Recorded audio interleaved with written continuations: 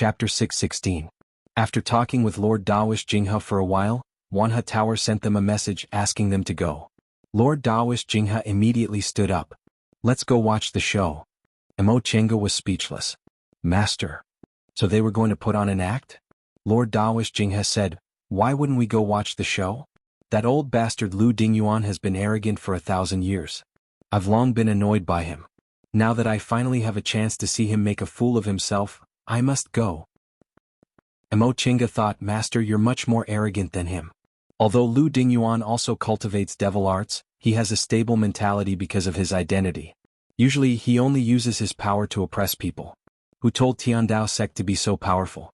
"Qin," she said, "if I don't let Master go, how can he sit still?" "Yes, the three of us will go together. We'll make Lu Dingyuan so angry that he vomits blood." Lord Daoist Jinghe announced arrogantly, then led his 2 treasured disciples to attack the Wanhe Tower. The process couldn't be described in detail. In short, the 2 of them and Lord Daoist Jinyang successfully angered Lu Dingyuan until his devil aura surged and he almost couldn't control his emotions and started fighting. Then Lord Daoist Speechless and Daoist Ji rushed over and confronted them. Shenqing School and Tiandao sect started fighting. This news spread among the high-level cultivators in Quanzhong City in less than a day. For a while, people's hearts were shaken and restless. There were 7 late-stage nascent soul cultivators in the Celestial Pole. Excluding Master Song Feng, who either disappeared or went on a killing spree, there were still 6 left. The 2 great sects each had 2 of them. If they really started fighting, it would be the same as turning the world upside down. At that time, it would be good enough to survive the turmoil caused by the fight between the 4 late-stage nascent soul cultivators, not to mention resisting the devil path and beast cultivators. The calmest ones were the disciples of Gujian sect and Danding School because their heads were great late-stage nascent soul cultivators. From this point of view, the effect of a late-stage nascent soul cultivator on a cultivation sect was immeasurable. It wasn't as simple as having great strength. Because of this, the nascent soul cultivators who stayed in Quanzhong City reached a consensus. They hastily sent a message to the other 2 nascent soul cultivators, as well as Biyun sect's Ding Wan, Spirit Beast sect's Hua Lingyun, and other famous figures among the nascent soul cultivators to mediate. At this moment, Householder Heaven Herb was overseeing the demonic cultivator forest while Venerable Swordsman Yuan Ying was guarding Demonic Mountain. When the 2 of them received the message, they turned pale with fright and immediately rushed back to Quanzhong City. Householder Heaven Herb arrived first. Since Quanzhong City was close to the demonic cultivator forest, he arrived in less than half a day. Originally, Venerable Swordsman Yuan Ying wouldn't have been able to get there so quickly. The distance from Demonic Mountain to Quanzhong City was more than half of Kunwu. Even if he used his wind feather sword as if his life depended on it, it would still take him 3 to 4 days to get there. Fortunately, after establishing contact with Yunzhong, the Celestial Pole also built a long-distance transmission array. Although it wouldn't be used under normal circumstances, this was obviously a special case. Venerable Swordsman Yuan Ying immediately activated the transmission array and returned to Quanzhong City. Venerable Swordsman Yuan Ying, Householder Heaven Herb, Ding Wan, Hua Lingyun, and even Lord Daoist Wuxia of Zhengfa sect, who usually didn't show up, also hurried over. For a time, all the nascent soul cultivators with a bit of reputation in the Celestial Pole rushed to Quanzhong City like a swarm of bees. Fortunately, the war was stable now and nascent soul cultivators were only overseeing things. Otherwise, the Immortal Alliance's line of defense would have completely collapsed. Mo Chenga knew it would be very troublesome to deal with the aftermath of killing Fairy Feng Qing, but she still underestimated the extent of the trouble. Almost the entire Celestial Pole was running around for this matter. Perhaps Fairy Feng Qing also didn't expect that she, who was only an ordinary nascent soul cultivator when she was alive, would cause such a big storm after her death. Shenqing School and Tiandao sect had been confronting each other in Wanhe Pagoda for 2 days. During these 2 days, aside from Lu Dequan who was guarding the gate, Daoist Haifeng, the only remaining nascent soul cultivator of Tiandao sect, also came to Quanzhong City. As for Shenqing School, Miaoyi and Shenin were on their way. The 2 sides were still confronting each other. Although the cultivators of the 2 groups had some good personal relations, this matter was related to the rise and fall of their sects, so they could only put their personal relations aside and put the interests of their sects first. 6 against 4, Shenqing School obviously had the upper hand. This was also what Lu Dingyuan hated the most. Originally, Tiandao sect and Shenqing School's nascent soul cultivators were 7 against 5, and they even had a cultivator in the late nascent soul stage, so they had the upper hand. However, in the past 200 years, Tiandao sect's luck wasn't good, so it became 5 against 8. If it weren't for him and Bayan, who could still hold on for several hundred years, Tiandao sect would have most likely fallen. Thinking of this, Lu Dingyuan hated them even more. Although Fengqing's strength wasn't good, her existence at least made the number of nascent soul cultivators in Tiandao sect look better. The significance of her death wasn't because of the strength she represented, but because of the number she represented. The death of nascent soul cultivators one by one seemed to indicate that Tiandao sect's inevitable decline had arrived. This cast a shadow in Lu Dingyuan's heart that was difficult to get rid of. He really couldn't tolerate Tiandao sect falling into his hands. This was the situation when Venerable Swordsman Yuanying arrived. At the long table in the middle, Xianqing School and Tiandao sect were sitting on one side facing each other. The nascent soul cultivators were sitting casually on the side. Among these people he saw Lord Taoist Wu Si, Ding Wan, Feng Xiao, Hualingyun, Householder Heaven Herb. Putting aside the others, they more or less had personal relationships with the cultivators of the two great sects, so they were slightly biased. Householder Heaven Herb looked calm as if he didn't want to get involved at all. Venerable Swordsman Yuanying understood his thoughts. Danding School was almost cut off because the 6 great sects delayed the rescue. Although there wasn't any deep hatred between them, he would definitely be happy to watch a good show if the 6 great sects could fight each other. Therefore, it was impossible to count on Householder Heaven Herb to resolve the hatred between the two great sections. Therefore he still had to take the field. Venerable Swordsman Yuanying's face was expressionless, but he felt a bit helpless inside. He was the most impatient with worldly affairs, otherwise Gujin sect wouldn't have appointed another Deacon Grand Supreme Elder. Unfortunately, all these things fell on his head now. Fellow Taoists. He walked forward and said, if there's anything, there's no harm in discussing it. Your two great sects are the pillars of the Immortal Alliance and are related to the Alliance's prosperity and decline. It's not good for you to be at daggers drawn. Although his tone was cold, his meaning was still conveyed very clearly. Upon seeing him, the expressions on both sides eased up. Among nascent soul cultivators, Venerable Swordsman Yuanying was a peculiar existence. He wasn't like Lu Dingyuan and Lord Taoist Jinyang, who were astute and tactful. He also wasn't like Ding Wan and Feng Xiao, who had a lot of friends.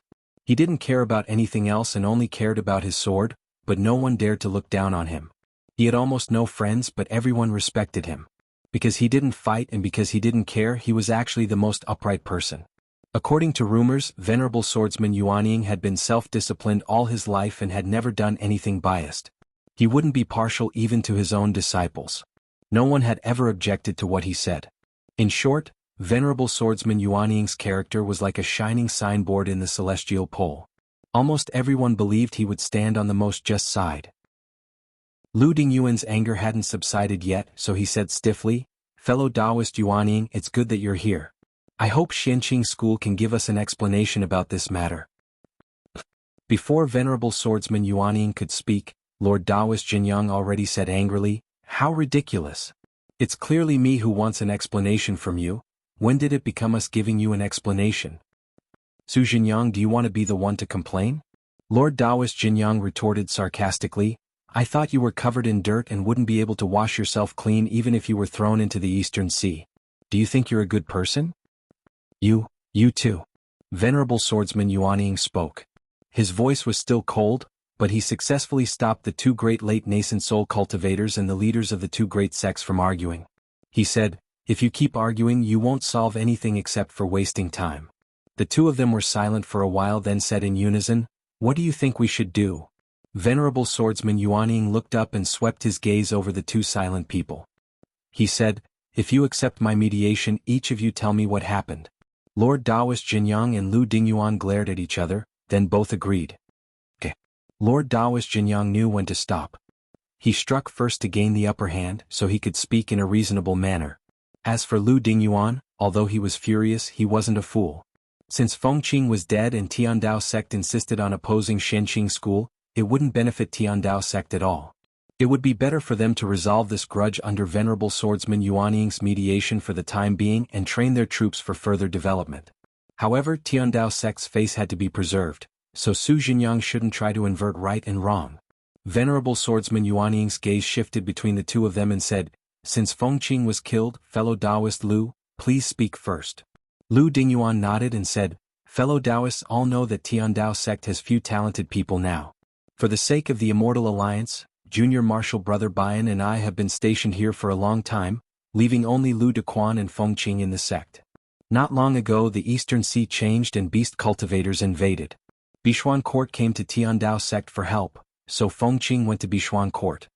He paused for a moment and continued to say, as you all know, Xianqing School's Qin Shoujing and Mo Qingwei accepted the task to take over Fengqing's position and guard Bichuan Court. The strange thing is that after they took over the task, Fengqing never came back, and we also didn't receive any news until a few days ago, when Fengqing's natal lamp suddenly extinguished in the sect. Venerable Swordsman Yuanying nodded slowly. Then what's fellow Taoist Lu's opinion on this matter? Lu Dingyuan took a deep breath and said, before Su Jinyang came I didn't have any opinion. I just wanted to send someone to the Eastern Sea to see what happened to Fengqing when I had some free time. Venerable Swordsman Yuanying turned to Lord Taoist Jinyang. Fellow Taoist Jinyang, what about you? Lord Taoist Jinyang perfectly maintained his unhappy expression. He said, now, we didn't know about Fengqing's matter before. 2 days ago, Shoujing and Qingwei came back and said that because the beast cultivators attacked Bichuan Court, they lingered in the Eastern Sea but ran into Fengqing, who left a long time ago. I don't know why Fengqing didn't go back. After she ran into them, she became even more jealous, so she tried to sneak attack them, but her skills were inferior and she was killed instead. Right after Lord Taoist Jinyang finished speaking, Lu Dingyuan snorted coldly. Nonsense. How could Fengqing sneak attack them? Lu Dingyuan, fellow Taoists. Venerable Swordsman Yuanying shouted. Seeing that the two of them didn't say anything else, he said, since this matter fell on fellow Taoists Shoujing and Qingwei, please explain it to us. Qin Shi nodded at Mo Chenga, then said loudly, Senior Yuanying, let me explain.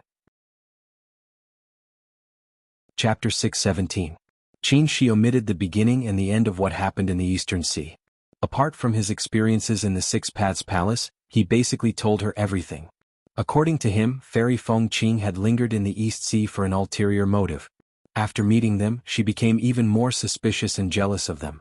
In the end, she secretly attacked them and wanted to kill them both. Once he finished speaking, he handed over the wreckage of the destroyed 10,000 miles canoe. From the spiritual aura fluctuations left on it, it was easy to tell that it was indeed Fengqing's handiwork. Once Qin Shi finished speaking, the 6th floor of Wanquan Pagoda fell into silence. Although Fengqing's action was very stupid, she was famous for her bad temper. Otherwise, she wouldn't have the title of female Rakshasa. It wasn't strange for her to do such a thing. Lu Dingyuan was furious. Nonsense. No matter how stupid Fengqing was, she would not fight 1 against 2 and attack the strong with the weak. I feel that all of you covet Fengqing's fortuitous encounter, and that's why you're waiting for an opportunity to kill her and seize her treasure. Lord Taoist Jinyang snorted and pointed at the black cloak on the table. Then what about this thing? Venerable Sword Yuanying did not express his opinion immediately. Instead, he picked up the cloak and examined it carefully. He said, I've heard of this before. It's called the Revolving Devil Cloak. It should have a set of devil art that goes with it. It's not easy to cultivate this demonic technique. The slightest mistake will cause one's personality to change drastically. Old Lu, did you hear that? Lord Taoist Jinghe, who had been sitting and watching the show, lazily said, Don't say Fengqing wouldn't be that stupid. The facts prove that she's that stupid. This is just speculation. Lu Dingyuan's face and neck turned red. He barely suppressed his anger and turned to Venerable Swordsman Yuanying. Taoist Yuanying, say something. Honorable Swordsman Yuanying sighed. That's right, it's just a guess. Things were back to square one. There was material evidence that Fengqing's temperament changed greatly because of the devil art, but this material evidence wasn't particularly strong. Qin Shi and Mo Chenga killing people and seizing their treasures. Although there was no evidence, it was the most reasonable speculation. Both sides had their own opinions and there was no way to distinguish between them. After a while, Venerable Swordsman Yuanying said faintly, I have an idea, but I don't know if you will agree. Lord Taoist Jinyang softened his tone. Fellow Taoist Yuanying, please go ahead. Venerated Swordsman Yuanying said, in the cultivation world, there are 2 kinds of dermic arts that can prevent people from lying. One of them was the soul-searching technique. This technique was quite simple, but it had many limitations and the target would suffer great damage. The other type is the dream-leading technique.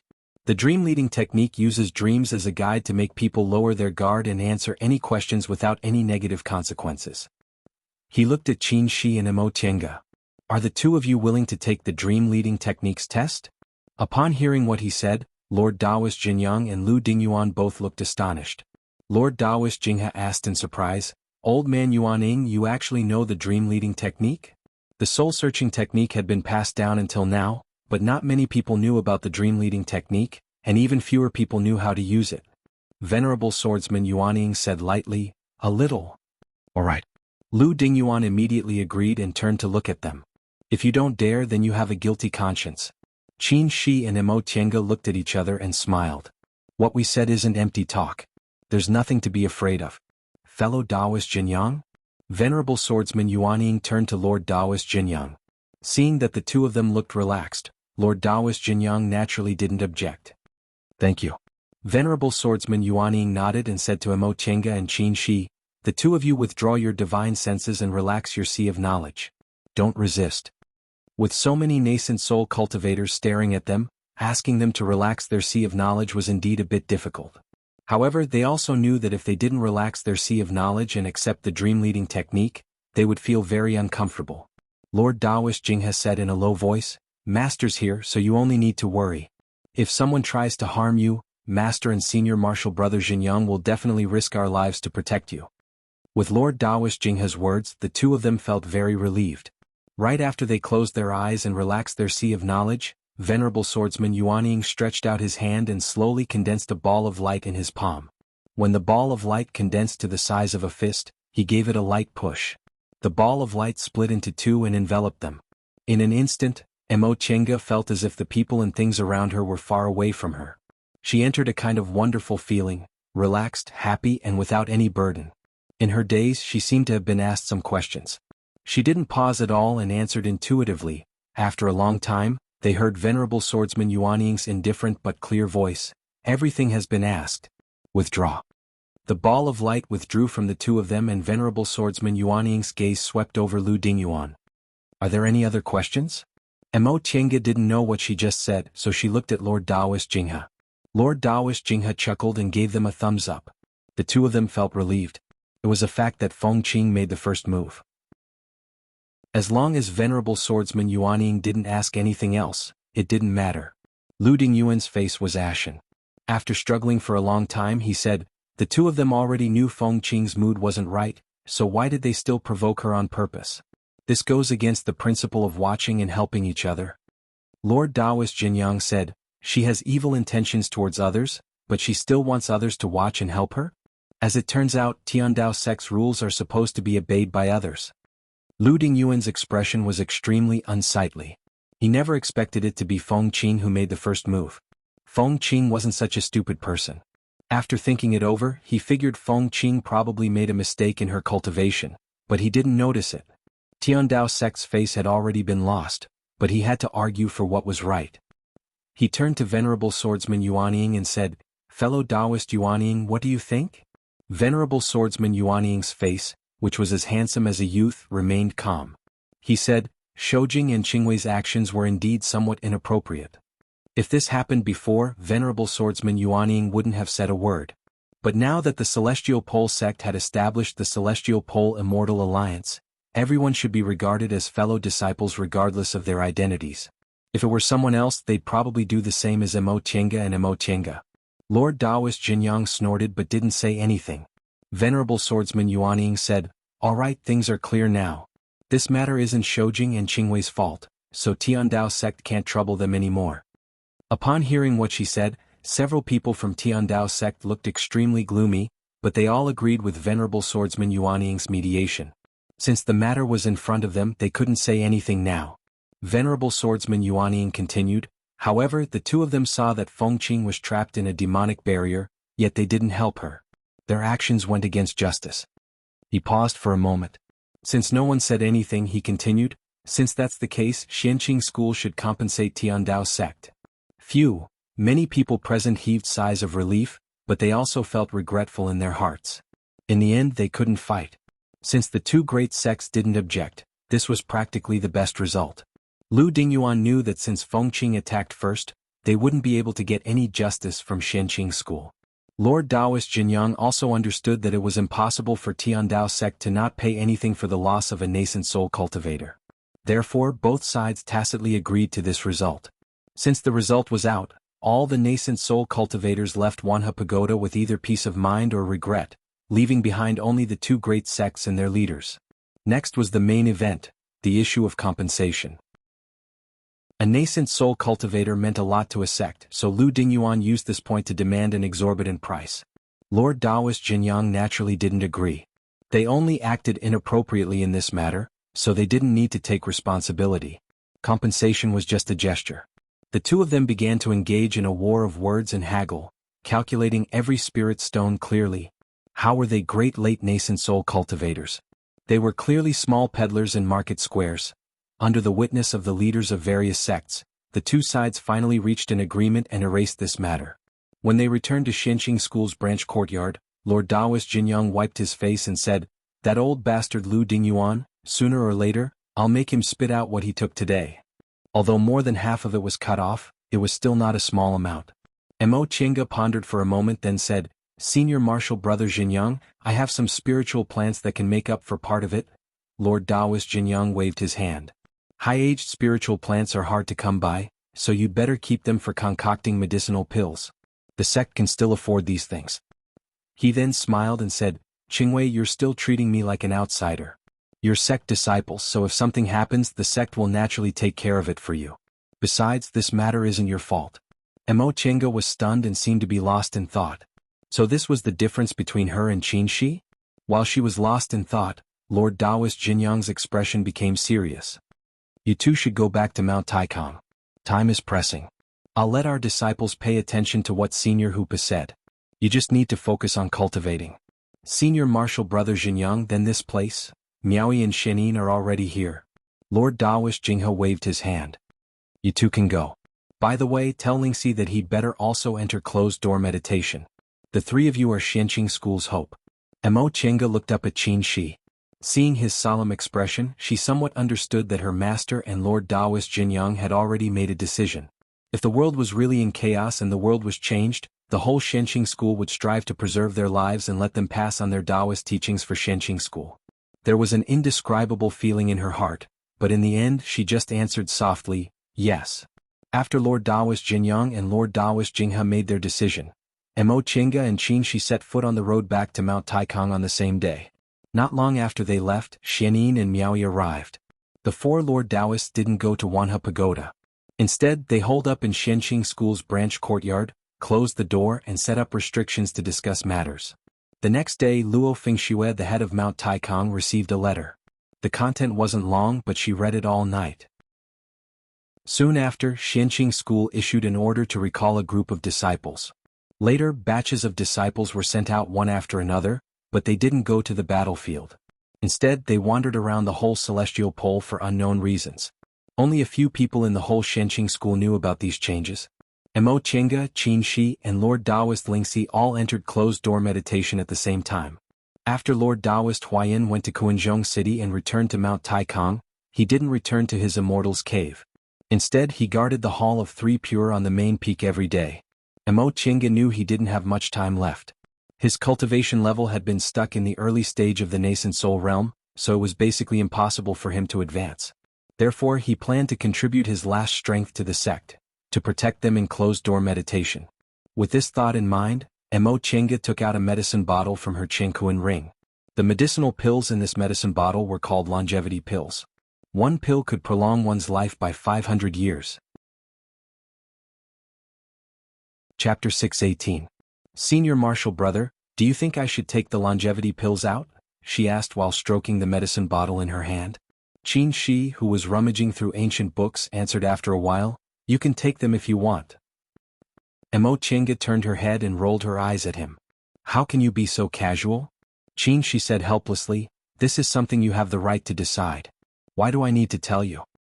But, not to mention how rare longevity pills are, other people's pills can only prolong their lives by 100 years, but mine can prolong their lives by 500 years. How do you explain this?" Mo Chinga was confused. She wasn't stingy with these things, but it was hard to explain the source. Qin Shi said, "They won't force you to explain. What are you worried about?"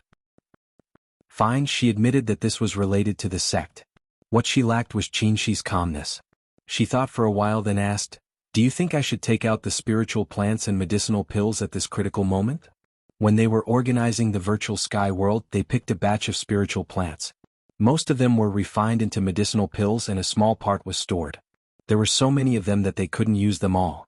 Qinxi thought for a while then answered, "You can. They're especially useful now. The sect's strength is in urgent need of improvement." Mo Chenga asked again, "How much should we take out?" Qinxi thought about the number of medicinal pills she had and said, "Half." When they were trapped on Demonic Mountain, they had nothing to do but concoct medicinal pills every day. The medicinal pills they saved could scare people to death. Although the total amount couldn't compare to the sect's storehouse, they had a lot more high-level medicinal pills, and their quality was also much better. The two of them claimed to be in closed-door meditation, but in fact they both had important things to do. Qinxi was looking for records about changing the world. Unfortunately, with the end of every era, a large number of ancient books disappeared, so it was difficult to find a few words about that period of history. The virtual sky world was probably created before the Middle Ages era, so there was no such content in the ancient books. For this reason, Luo Fengxue sent out a large number of disciples to search for books and jade slips on various aspects. As for Mo Chenga, she was pondering the relationship between several cultivation techniques. Her Sunu art of the origin, Qinxi's pure yang technique and art of three primordial cycles, as well as the yin and yang dual cultivation technique Yuan Bao gave them all had more or less problems. Some of them were suitable for the virtual sky world, while some weren't. They had to solve these problems before they could cultivate at a rapid pace with the help of their constitutions. Thinking of medicinal pills, Mo Chenga summoned Shui Linbua and asked her to call Luo Fengxue over. She gradually adapted to her new identity and also learned to put on the airs of a nascent soul lord. This was the air that a nascent soul lord must have, and it was also a kind of motivation for the disciples of the sect. Luo Fengxue rode on the machine-operated eagle, flying towards the extreme abyss pool. After Qinxi advanced to the nascent soul realm, he sealed the exit of his immortal's cave, which was originally located on a mountaintop, and opened another exit in Extreme Abyss Valley. Right now, the entire Extreme Abyss Valley was within the range of the immortal's cave's restrictions. If they wanted to enter the valley, they had to ride Mo Chenga's special machine-operated eagle. Looking down from the sky above the Extreme Abyss Valley, most of the valley floor was covered by the Extreme Abyss Pool. The water was as clear as a mirror and the waves were rippling. Being at the bottom of the valley, there was another kind of scenery. The most eye-catching thing was the waterfall that flowed down like white silk. The sound of water splashing could be heard and pearls splashed. On the surface of the water, there were ice flows everywhere looking like glaciers. In one corner of the pool, there were several wooden houses connected by winding corridors. Both houses were covered with green vines looking quite wild. The open space where the wooden houses were located was full of exotic flowers and plants, and in the snow and ice, one could see a proud and unyielding character. At a glance, Luo Fengxue knew it was the masterpiece of Mo Chenga's registered disciple. They had known each other for more than 100 years, so she knew this youngest nascent soul cultivator in the celestial pole too well. If Luo Fengxue had asked her to decorate her own immortal's cave, she could have just built 2 wooden houses at random. How could it be as elegant as it was now? However, this was the style of a nascent soul cultivator's immortal's cave. Martial Uncle Shoujing's immortal's cave was originally built on an uninhabited mountaintop. Forget it, let's not talk about it. Luo Fengxue came down from the machine-operated eagle. Shui Linbo was already waiting beside her. She bowed and said, "Greetings, sect head." Luo Fengxue smiled and said, "No need to be so polite." Now that Shui Linbo was Mo Chenga's disciple, she was the same as her in terms of seniority. However, Shui Linbo was both a core formation cultivator and the sect head, so her status was much higher. Shui Linbo looked calm, neither servile nor overbearing. "Auntie is already waiting for sect head. Sect head, please come with me." Luo Fengxue nodded. "Thank you." Shui Linbo took Luo Fengxue into the cave on the rock wall and walked all the way to the hall. "Auntie, sect head Bingxin is here." Mo Chenga was studying a cultivation technique. Upon hearing the voice, she stopped and nodded. "I see." Then she smiled at Luo Fengxue and said, "Fengxue, sit down." "Thank you, Martial Uncle Qingwei."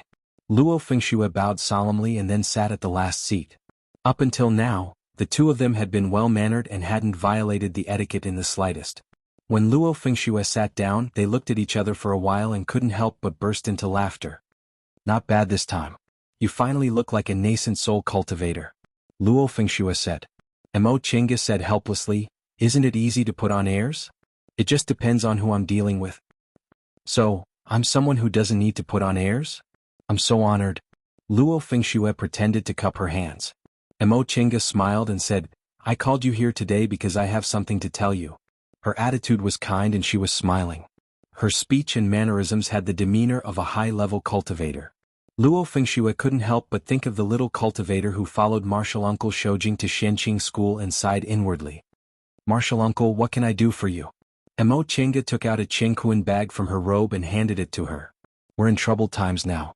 Master and senior martial brothers are all running around for the sect, but we can't help them. There are some medicinal pills and spiritual plants in here that we've accumulated in our daily lives. Just take it as doing something for the sect. Luo Fengxue knew they were both good at pill concocting, so she accepted the bag and said, in fact, you've helped the sect a lot. Your spiritual beast, Feifei, brought back many clansmen last time. These Feifeis are very sensitive to treasures. With them, the chances of finding treasures are very high. Mo Chinga smiled bitterly. Do you think I don't know that guy? He's never willing to suffer losses, and he doesn't let his clansmen recognize him as their master. I'm afraid he wants a lot in return. Luo Fengxue pursed her lips and smiled. The cost is indeed higher than the spiritual beasts that recognize them as masters, but without them, where would those treasures come from? To tell you the truth, this time I received Martial Uncle Xinjiang's order and sent a group of disciples to look for treasures with Feifei. These things will be used to tide over this crisis. If Xianqing school can safely tide over this crisis, these Feifei will take great credit. It's good that you don't have to raise them for free. The two of them chatted for a while before Luo Fengxue took her leave. Luo Fengxue rode the machine-operated eagle out of Extreme Abyss Valley and rode her sword back to the main peak's main hall. She then opened her Qingquan bag and poured out the medicinal pills and spiritual plants. She was stunned by the fall. The medicinal pills and spiritual plants poured out of the Qingquan bag could pile up into a small mountain, and there was still more. Among them, there were several hundred jade boxes for spiritual plants and countless jade bottles for medicinal pills. Luo Fengxue was stunned for a while.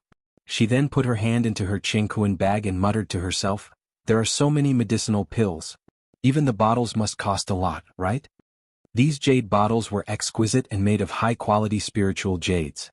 They were worth a lot of spirit stones alone. Luo Fengxue grabbed a jade bottle and opened the cork. Instantly, the room was filled with fragrance. She poured out a pill and was even more shocked. Extreme Purity Pill. This was a top-grade spiritual pill that could help core formation. She then opened several jade bottles.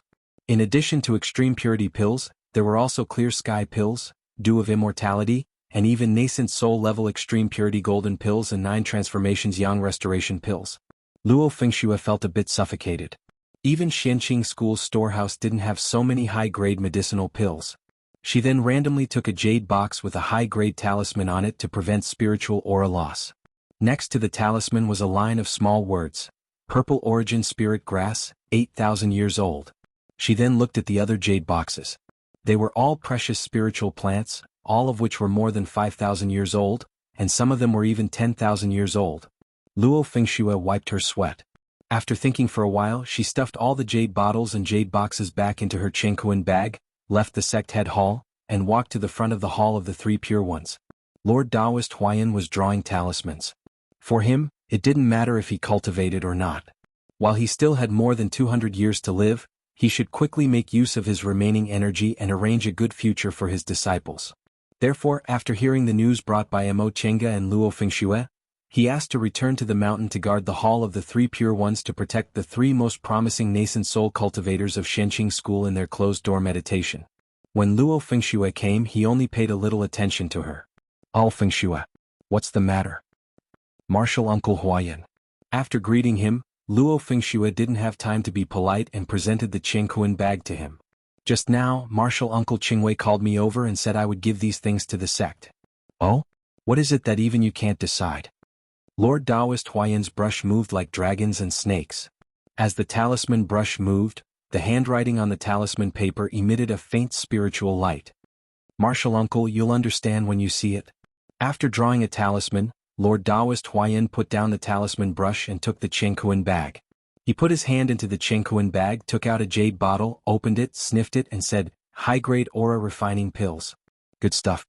Then he turned to Luo Fengxue and asked, "Is this all?" Luo Fengxue said, "Look at how many there are and you'll know why I came to ask." Hearing this, Lord Taoist Huayan thought that even if there were a few more, it wouldn't be strange. After all, those two people had deep-fated chances. Then he was stunned. He just tipped the Qingkuan bag casually, and a pile of things fell out with a clatter. Lord Taoist Huayan touched the Qingkuan bag and simply emptied it all out. He exclaimed, "These two little guys are too lucky. Where did they get so many spiritual plants? They can actually concoct so many medicinal pills." Luo Fengxue said next to him, "Martial Uncle Huayan, take a look at those spiritual plants first." Lord Taoist Huayan glanced at her suspiciously, then picked up a jade box with the words Phoenix Crown Grass, 9,000 years old. He was stunned, then hurriedly took off the talisman on it. Sure enough, there was a 9,000 years old Phoenix Crown Grass inside. After a long time, he closed the jade box, stuck the talisman on it and said to Luo Fengxue, "Fengxue, leave these things with me. If there's no problem, I'll give them to you." Luo Fengxue said without hesitation, "Yes, martial uncle." Chapter 619. An hour later, the Qingkuan bag that had just been given away was back in her hands. Mo Qingge pointed to the Qingkuan bag on the table and asked, "Senior brother Huayan, why did you take it back?" Lord Taoist Huayan asked, "Qingwei, did you really give these things to the sect?" Mo Qingge nodded. "Of course not." Lord Taoist Huayan asked, "Do you know the value of these things?" "Of course I do. The medicinal pills inside were refined by me and senior brother Shoujing." "Now that you put it that way, I understand." Lord Taoist Huayan put away the Qingkuan bag again. "These things are too important for the sect. I have to go to Qinzhong City again." Mo Qingge understood. "Senior brother, go ahead. With us here, the sect will be fine." She took out a wooden box from a secret compartment on the table and said, "Senior brother Huayan, there are some precious medicinal pills and spiritual herbs here. It's not appropriate to give them to Fengxue directly. You take them with you and ask senior brother Xinjiang how to deal with them. Or you can share them directly." Lord Taoist Huayan couldn't think of anything more precious than the heavenly golden pill, and the 9 transformations yang restoration pill were in the Qingkuan bag. Seeing that Mo Qingge pushed the wooden box over and motioned for him to open it, he didn't refuse. There were still jade bottles and boxes in the wooden box. This time there were more than 20 jade boxes and only 4 or 5 jade bottles. Lord Taoist Huayan saw the words, 100 fruits 10,000 years on the top jade box, and his expression immediately became solemn. Those 10,000 years spiritual herbs are common species. These are the precious spiritual herbs, he heard Mo Qingge's explanation. Lord Taoist Huayan nodded slightly. He didn't open it but looked at the jade bottles. He picked up a jade bottle and pulled out the cork. A faint fragrance slowly floated out. "This is..." Smelling the fragrance, Lord Taoist Huayan was stunned and then excited. "Is this the longevity pill?" The longevity pill was very precious because it contained an extremely precious spiritual herb, which usually appeared only once in 100 years. Once it appeared, it would cause a scramble. Those who got the spiritual herb might not necessarily use it to refine the longevity pill. Therefore, the longevity pill rarely appeared in the world and could only be found by chance.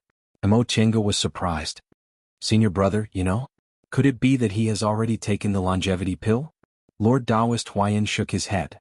"I was lucky enough to see the auction of the longevity pill when I was in the core formation stage. Unfortunately, I didn't have enough money at that time, and I could only watch it fall into the hands of others. Later, I formed my nascent soul and never saw it again." He stared at Mo Qingge. "Qingwei, I won't hide it from you. I urgently need this pill, so I won't be polite with you. When I come back from Qinzhong City, I definitely won't let you suffer any losses." Mo Qingge waved her hand and said, "Senior martial brother Huayan, the sect is now going through a difficult time together. Senior brother should be able to see that we don't lack these things. If we're talking about repayment, no matter how many treasures senior brother brings, we won't be able to use them. It's not as practical as senior brother advancing to the mid-stage. Advancing to the middle stage would increase the strength of the sect and also increase the possibility of them surviving this tribulation." Lord Taoist Huayan understood what she meant and felt it was reasonable, so he said, "In that case, I won't be unreasonable." He put away the wooden box and said nothing more. He went back to the main peak to give some instructions and then set off for Kuanzhong City again. Watching Lord Taoist Huayan leave, Mo Qianga thought she had to build a teleportation formation between Mount Taikang and Kuanzhong City as soon as possible. It was too troublesome to run back and forth like this. She went back to her cave and asked Shui Linbo to find suitable candidates to learn the teleportation formation. Shui Linbo had always done things quickly. She immediately went to the sect head's hall on the main peak and told Luo Fengxue about this matter. Then, accompanied by Luo Fengxue, she gathered all the remaining formation masters in the sect and finally selected 2 people. Upon learning that they were going to learn formations from Tao Lord Primrose, the 2 of them were incredibly excited. Everyone in Shenqing school knew that among the Lord Taoists, Xinjiang was good at refining tools, Shoujing was good at concocting pills, Huayan was good at making talismans, and Qingwei was good at formations. Compared with the other 3 miscellaneous studies, formations were the least studied, and there were even fewer who could be called formation masters. Probably because the other 3 miscellaneous studies were closely related to cultivation and fights of magical powers, but formations weren't directly related. Usually, buying 1 or 2 sets was enough, and there was no need to learn them by themselves. In this case, most formation masters had to rely on self-study and talent.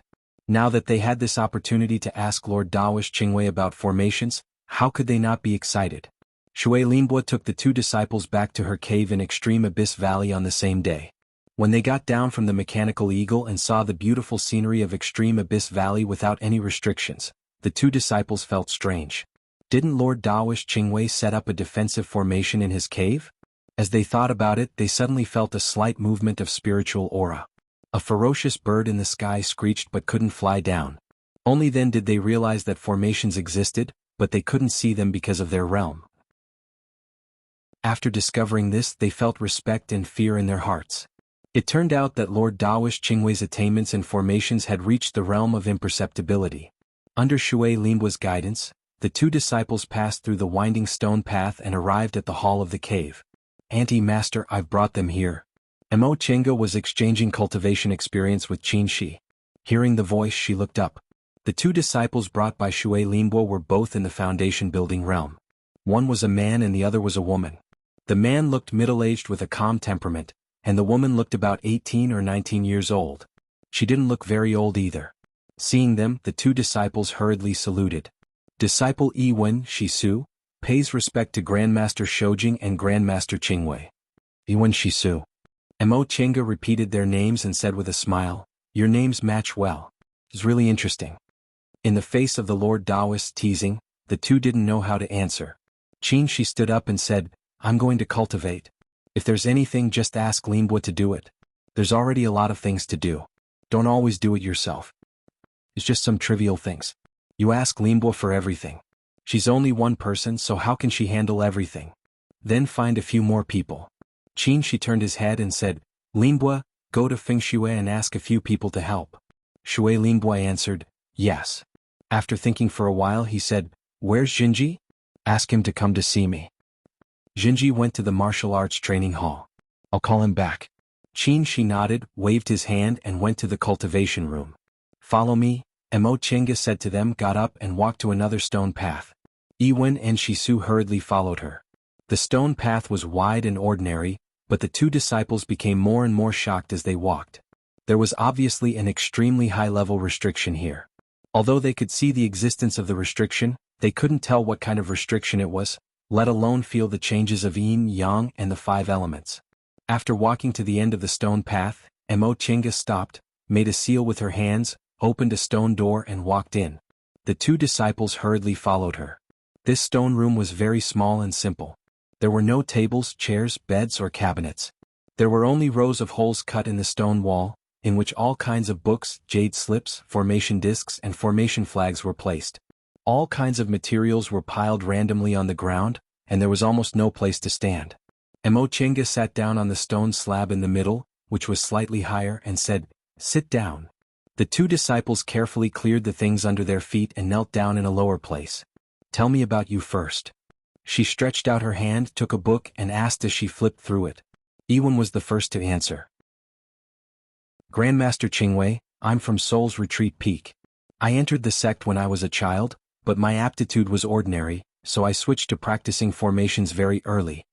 Shisu reported, I'm from Drifting Cloud Peak. I also entered the sect when I was a child and specialized in formations. Emo Chenga nodded. I'll ask you a few questions. Answer them according to your habits. Yes. The two of them knew she was going to test their attainments and formations. Emo Chenga asked 3 questions. The 2 disciples thought for a long time and answered them one by one. After they finished answering, they looked at her nervously. Your foundations are quite solid. There's a burning sea shattering sun formation here. I'll give you 3 days to think of a way to crack it. If you pass, I'll accept you as registered disciples and teach you everything I know about formations. If you can't pass, you can also learn formations from me, but only transporting formations. The 2 of them were both surprised and delighted. Shisu hurriedly said, Grandmaster, to crack formations, imagination alone isn't accurate enough. You can use whatever you want here, she said, stood up and walked out. I'll come back 3 days later. The 2 of them stood up to see her off. Yes, disciple obeys. When they returned to the hall, they heard Qin Shi lecturing Yi Jinji. You've been in the peak stage of the foundation building realm for some time, but instead of thinking about advancing to the core formation realm, you hang around in the martial arts hall every day. You have to know that fights of magical powers are important, but cultivation is the foundation. No matter how powerful a foundation building cultivator is, it's not as powerful as a core formation cultivator's casual attack. From today on, you don't need to go out. Stay in the valley and comprehend cultivation techniques. When the time is right, enter closed-door meditation to form your gold core. When your aunt was your age, she already entered closed-door meditation to form her nascent soul. Although I'm a bit inferior, I'm also in the peak stage of the core formation realm. As our disciple, how can you slack off? Yi Jinji said aggrievedly, Master, you and aunt are rare geniuses in the celestial pole. How can I compare to you? If you can't compare, you won't cultivate? Hualing is also preparing to form his gold core, right? Do you want to lose to him? I understand. The stone door opened and Yi Jinji came out. When he saw her, he looked happy. Annie, you're here. Emo Chenga looked at him without saying anything. Yi Jinji was confused. Andy? After a while, Emo Chenga said, Jinji, I know you don't have enough confidence in yourself, so you want to accumulate more before forming your gold core. But we don't have time now, so you have to form your gold core as soon as possible. Annie, what happened? Emo Chenga shook her head. You'll know sooner or later. Go cultivate. Oh. Yi Jinji obediently didn't ask any more questions and left alone. Soon after, Shui Linbua came back. Seeing her sitting there, she came over and reported, Auntie, the sect head said he'll send someone over tomorrow or the day after tomorrow. Emo Chenga nodded. After a moment of silence, she suddenly said, Linbua, you've put in a lot of effort. Are you satisfied with these days? Shui Linbua was stunned and stared at her blankly. Chapter 620. After being dumbfounded for a long time, Shui Linbua called out bitterly, Auntie? Emo Chenga said slowly, there's nothing suspicious about your identity. No matter how we investigated, we couldn't find anything wrong with it. If we hadn't accidentally found Wanderer Bayu's letter, I'm afraid we would never have known that you were his most favored maid. Shui Linbua was silent and didn't speak. Emo Chenga also didn't speak. She looked down at the teacup in her hand. After a long time, Shui Linbua slowly knelt down. Linbua has nothing to say. Please punish me, Auntie. How do you want me to punish you? Emo Chenga still didn't look at her. Shui Linbua closed her eyes. Even if you want to drive me out or abolish my cultivation, I'll. Oh. She couldn't finish her sentence. You really have nothing to say? Emo Chenga said, even in front of Jinji? Shui Linbua was stunned and tears flowed down silently. Emo Chenga looked at her and said, I'll give you one more chance. If you still want to stay, tell me the truth. Shui Linbua stared at her blankly.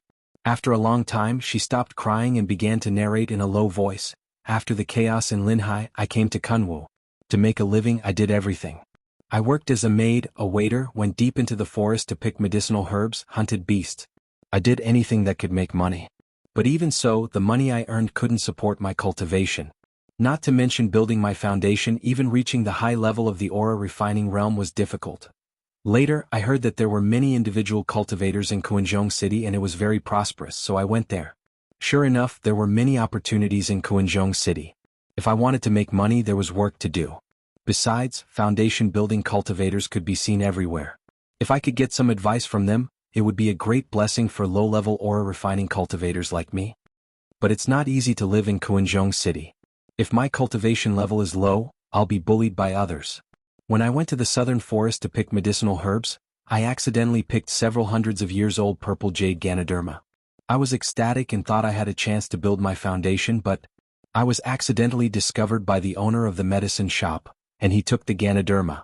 Shui Linbo paused for a while to calm down and then continued, I'm just a low-level aura refining cultivator with no background or backing. Who would make decisions for me? I even wanted to thank the boss for only robbing and not killing anyone.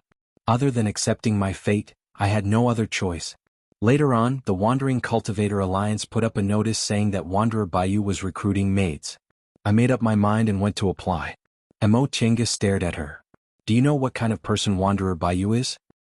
I know. Tears rolled down from her eyes, but Shui Linbo's expression was very calm.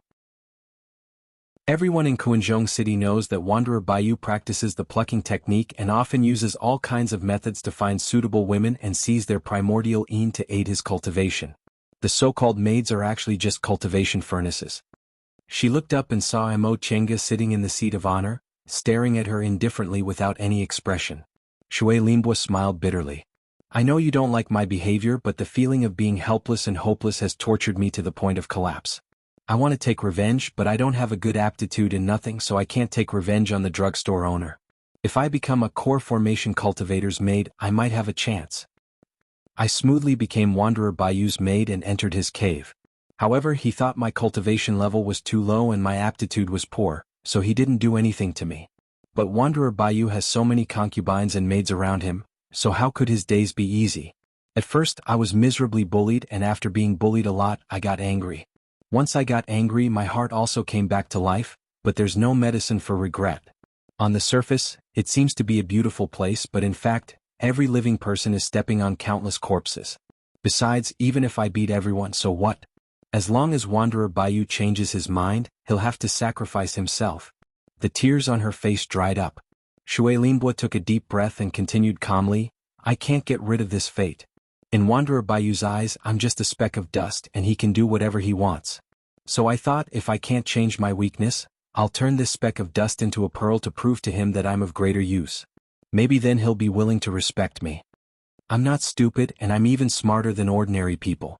I worked hard to learn from the people around me, learning to read people's minds and learning to scheme. I spent 10 years doing many things I didn't want to do before finally becoming his most trusted maid. Wanderer Bayou isn't a good person. He kills innocents and abducts women. There's almost nothing he doesn't do, but he's good to me. If it weren't for him, I wouldn't have been able to build my foundation. At that time, I thought it would be good to live like this for the rest of my life. He gave me a place to live, and I'll serve him for the rest of my life. At this point, Shui Linbo paused for a moment and then said, if it weren't for him wanting me to be his human furnace later, human furnace, it's this word again. Mo Chenga sighed. Is this the fate that individual women can't escape? Shui Linbo lowered her head. After I built my foundation, Wanderer Bayou was tempted. I begged him and said I'd do anything for him in this life as long as he gave me a little respect, but it was useless. He warned me that no matter how much he doted on me, I was just a pet, and a pet wasn't qualified to ask for respect from its master. So you ran away? Yes. Shui Linbo lowered her head, but her fists were clenched. I followed him for decades and did so many things for him, but I couldn't even protect myself. I couldn't accept it, so I ran away. What about Jinji? Why did he really have a chance to get involved? Shui Linbo hesitated for a moment and said in a low voice, I had a chance to escape, but Jinji was muddle-headed and exposed my whereabouts, so I lost the chance. I was angry, so I deliberately let Wanderer Bayou think it was Jinji who helped me escape. Mo Chenga didn't speak for a long time. Since she'd already said it, Shui Linbo simply said, I thought that even if I died this time, I wouldn't be lonely in the underworld with someone with me. It's just that. I didn't expect that Jinji would protect me when he was caught because of me. He's been with me since he was 10 years old and has never seen the dangers of the world, so he's sincere and kind to people. This is his shortcoming but also his advantage. Yes. I didn't expect that I, who'd done all kinds of bad things, would meet such a simple person. Shui Linbo smiled with tears in her smile. For Wanderer Bayou, daring to run away was a betrayal, and he never showed mercy to those who betrayed him. Jinji's background was too powerful, so he didn't dare to kill us, so he simply locked us up together. When he had time he'd take us to torture us. So, Mo Tiange said, the story about hiding primordial Yin is fake. Shui Linbo smiled bitterly. Yes. Otherwise, how can I explain that he doesn't value primordial Yin and hates a human furnace he captured to the bone? Jinji killed Wanderer Baiyu because of your scheme, right? Shui Linbo nodded and admitted, yes. Mo Tiange tapped the rim of her cup and said, after killing Wanderer Baiyu and most of the insiders in the cave, Jinji aroused the sect's anger and killed the individual cultivators' alliance, so no one would know about your past. And through Jinji you got a bright identity and got rid of your dark past. Shui Linbo smiled bitterly but didn't deny it. Then Linbo. Mo Tiange stared at her with no sadness or joy in her eyes. You've done your best. Are you satisfied with this kind of life? Shui Linbo lowered her head. When I wandered the celestial pole, I wondered why my spiritual roots weren't better. If they were a little better, I could go with that fairy. Later, when I came to Shenqing school with Jinji and saw my aunt, I thought, after reincarnation I still ended up here. She kept her head down. I didn't ask for much. As long as there's a place for me to live, that's enough.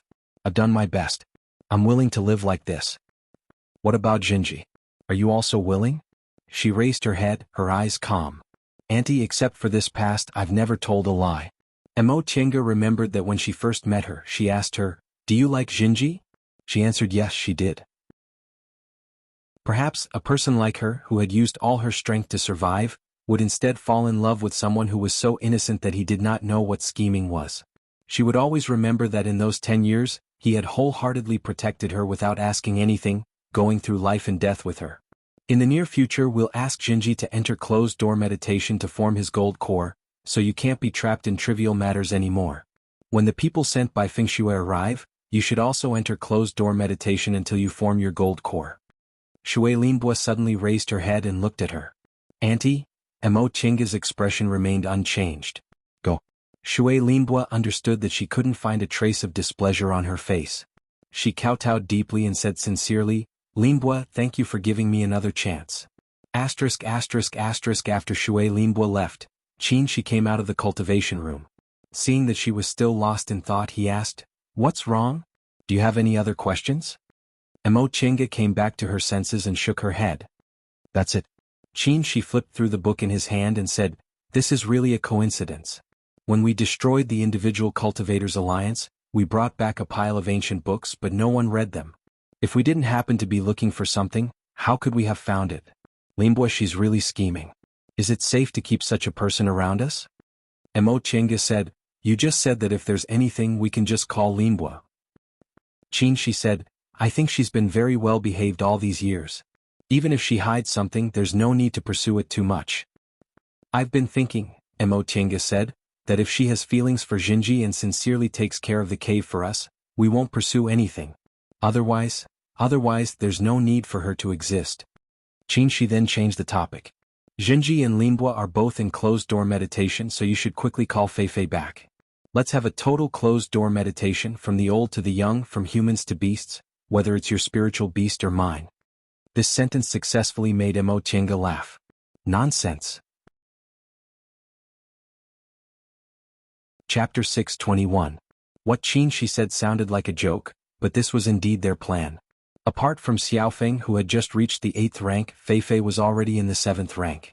Xiaohua and Xiaofan had eaten countless blood-eating vines, so their cultivation levels had grown extremely fast.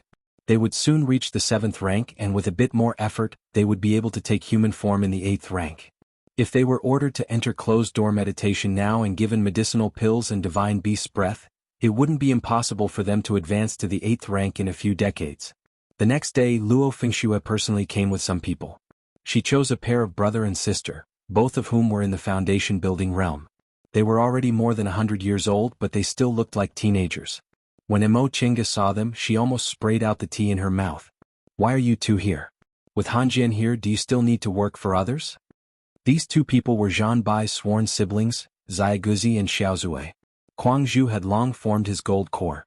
Zhan Bai was currently in closed-door meditation and was said to have succeeded, but he hadn't come out yet. Core formation cultivators could open their own immortals' caves and recruit disciples and attendants. With these two backing them, they didn't need to look for errands like other foundation-building cultivators. Xiaoguzi chuckled. Grandmaster Qingwei, how could you be someone else? In any case, we're old friends. Besides, this is a good job. Running errands for two nascent soul Taoists, who knows how many people would fight over it. We borrowed Senior Marshal Brother Quang Zhu's name and went to Marshal Aunt Bingxin's place to get this job. Stinky brat, how dare you ruin my image? Luo Fengshui glared at him with a smile, then turned to Emo Tienga. They were driven out by Senior Marshal Brother Han Jian. When he heard I was looking for someone to take care of your immortal's cave, Senior Marshal Brother Han Jian dragged them to me. I thought they could be considered your acquaintances, so they're better than strangers. Emo Tienga stared at them. How did you offend Han Jian? Xiaoguzi rubbed his nose. Senior Marshal Brother Quang Zhu said we're not ambitious. We're already more than 100 years old, but we still act like teenagers. He even said that we were so lazy because we stayed by his side, so he kicked us out. Good kick. Luo Fengshui clapped and said, look at you two. How long have you been in the foundation building realm? Each of them was lazier than the last in their cultivation. Originally, your Senior Marshal Brother Bai's cultivation base wasn't much higher than yours, but now he's about to form his core. You're just barely in the middle foundation establishment stage. Xiaoguzi said, what's so good about being like Senior Marshal Brother Bai? It's all about cultivation, alchemy, and medical skills. I'm going crazy just thinking about it. In any case, we're not cut out for cultivation. Xiaozue chimed in from the side. Marshal Uncle Bingxin built her foundation earlier than Grandmaster Qingwei, and now Grandmaster Qingwei is already a nascent soul cultivator. Marshal Uncle Bingxin also formed her gold core not long ago. Luo Fengshui was rendered speechless. Among these two guys, Xiaoguzi was mischievous, while Xiaozue was straight to the point. It really wasn't easy to win against them verbally. Seeing this, Emo Tienga really wanted to laugh. Luo Fengshui didn't have many moments where she was rendered speechless. Grandmaster Qingwei, please accept us. We don't have anywhere else to go, Xiaoguzi said. The two of them stared at her with sparkling eyes.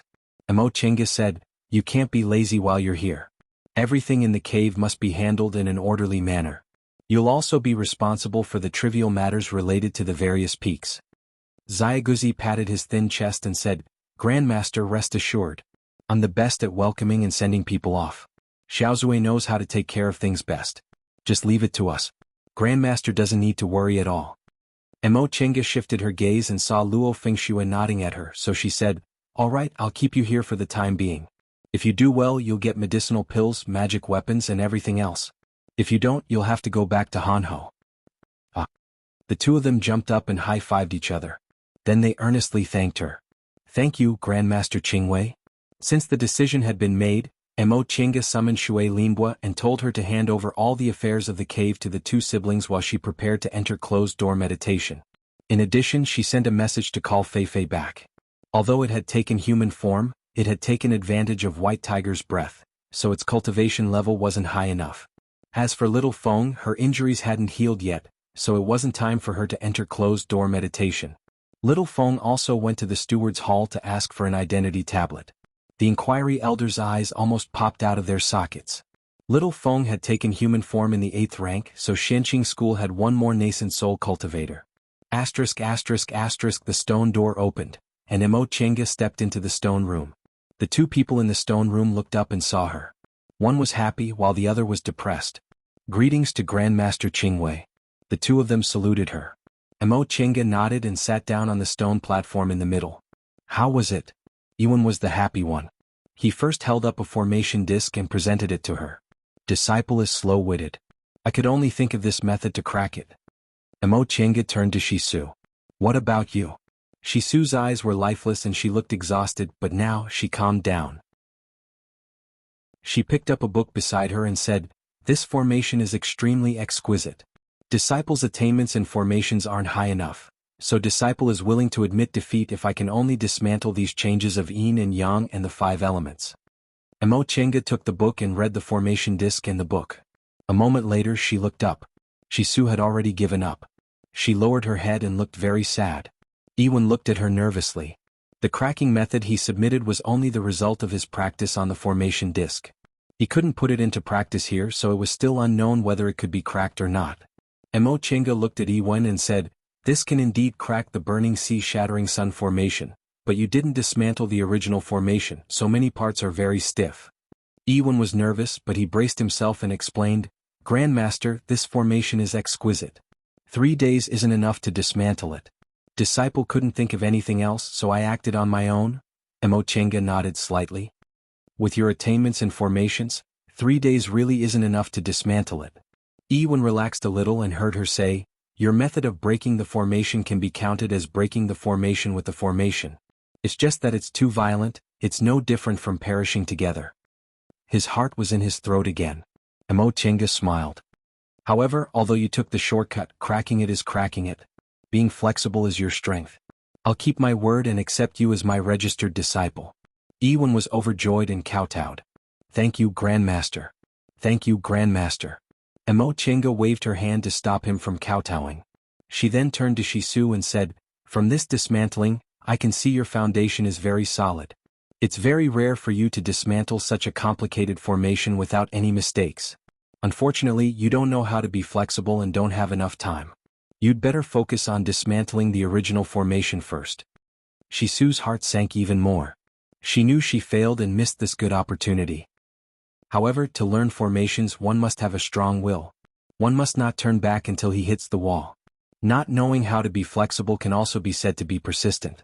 With this kind of willpower, one can definitely become a great formation master in the future. Emochenga stopped and looked at Shisu with a smile. I want to accept you as my registered disciple. Are you willing? Shisu was very surprised and her tired expression was swept away. Grandmaster. Is what Grandmaster said true? Why would I lie to you? Emochenga said, if you're willing, you can come here tomorrow. I'm willing. Shisu nodded like a chicken pecking rice. Emochenga put down the formation discs and books in her hands. You can go back and move here tomorrow. Yes, Master. The two of them were overjoyed. After Ewen and Shisu moved here, Emochenga asked people to open 2 stone rooms next to the formation performing room for them to live in and teach them the transporting formation. After teaching them the transporting formation, she didn't have time to teach them personally, so she opened the formation performing room to them and let them study by themselves. This wasn't difficult for formation masters. Self-study was their main learning method. Several days later, Lord Taoist Huayan came back with Lord Taoist Jinghe. Emochenga thought that Lord Taoists of Shenqing School had been flying around Mount Taikang and Quanzhong City these days. Didn't they attract people's attention? As soon as they came back, they were summoned to Shangqing Palace. Even Lord Taoist Lingxi, who was really in closed-door meditation, was summoned. Upon seeing them, Lord Taoist Jinghe squinted at them. You two have a lot of secrets. Emochenga smiled. Master, you taught us not to show our wealth. Keeping it in our belly is our secret. Lord Taoist Jinghe snorted, but he couldn't hide the smile on his face. He was in a good mood because he just got a lot of precious and amazing resources. Lord Taoist Huayan said with a smile, Qingwei, you didn't make it clear. Your longevity pills didn't increase your lifespan by 100 years, but 500 years. Fortunately, none of us have taken longevity pills. Otherwise, it would be too painful to have treasures in front of us but not be able to enjoy them. Didn't I say that? Emochenga thought for a while. She didn't seem to have said that. Lord Taoist Huayan beamed. I thought I could try to reach the middle stage with more than 300 years of lifespan, but I felt something wrong after taking it. Senior brother Xinjiang tested it and found that it was 500 years of lifespan. With another 500 years of lifespan, I won't just be in the middle stage. Maybe I'll have a chance to advance to the late stage. The higher one's cultivation level was, the longer their lifespan would be. If Lord Taoist Huayan could advance to the middle stage, his lifespan wouldn't be as short as it was now. It was indeed possible for him to advance to the late stage. When she concocted the longevity pill for the first time, Emochenga thought the efficacy of this kind of ancient longevity pill was too amazing.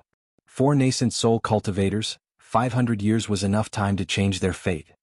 Yes, Xinjiang may have a chance to touch the deification realm, and I may also have a chance to cultivate to the peak of the late stage. Lord Taoist Jinghe was very happy. Now it's hard for our Shenqing school not to prosper. With our lifespan, we can wait until a group of nascent soul cultivators appear in our school. With these medicinal pills, the lifespan of the existing Lord Taoists of the nascent soul realm would increase, and the probability of a core formation master advancing to the nascent soul realm would also increase. They could almost imagine Shenqing school having more than a dozen nascent soul cultivators at the same time. Mo Chenga remembered Qin Shi once said the medicinal herbs in the virtual sky world were enough to support a school to dominate the celestial pole. Now they had a chance to realize it. As they talked, Lord Taoist Lingxi arrived.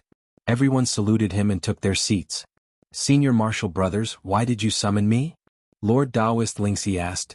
Didn't you say we were pressed for time and we had to improve our strength as soon as possible? Lord Taoist Huayan said, it's about this. He took out a Qinghuan bag from his robe. Shoujing and Qingwei found a batch of supplies for the school. This is your share. Lord Taoist Lingxi was confused until he saw the things in the Qinghuan bag. He was shocked. Senior Martial Brothers. Chapter 622. Lord Taoist Lingxi formed his nascent soul at the age of 200. With the help of his spiritual root, he was diligent and had many opportunities. However, no matter how many opportunities he had never seen so many top-grade medicinal pills.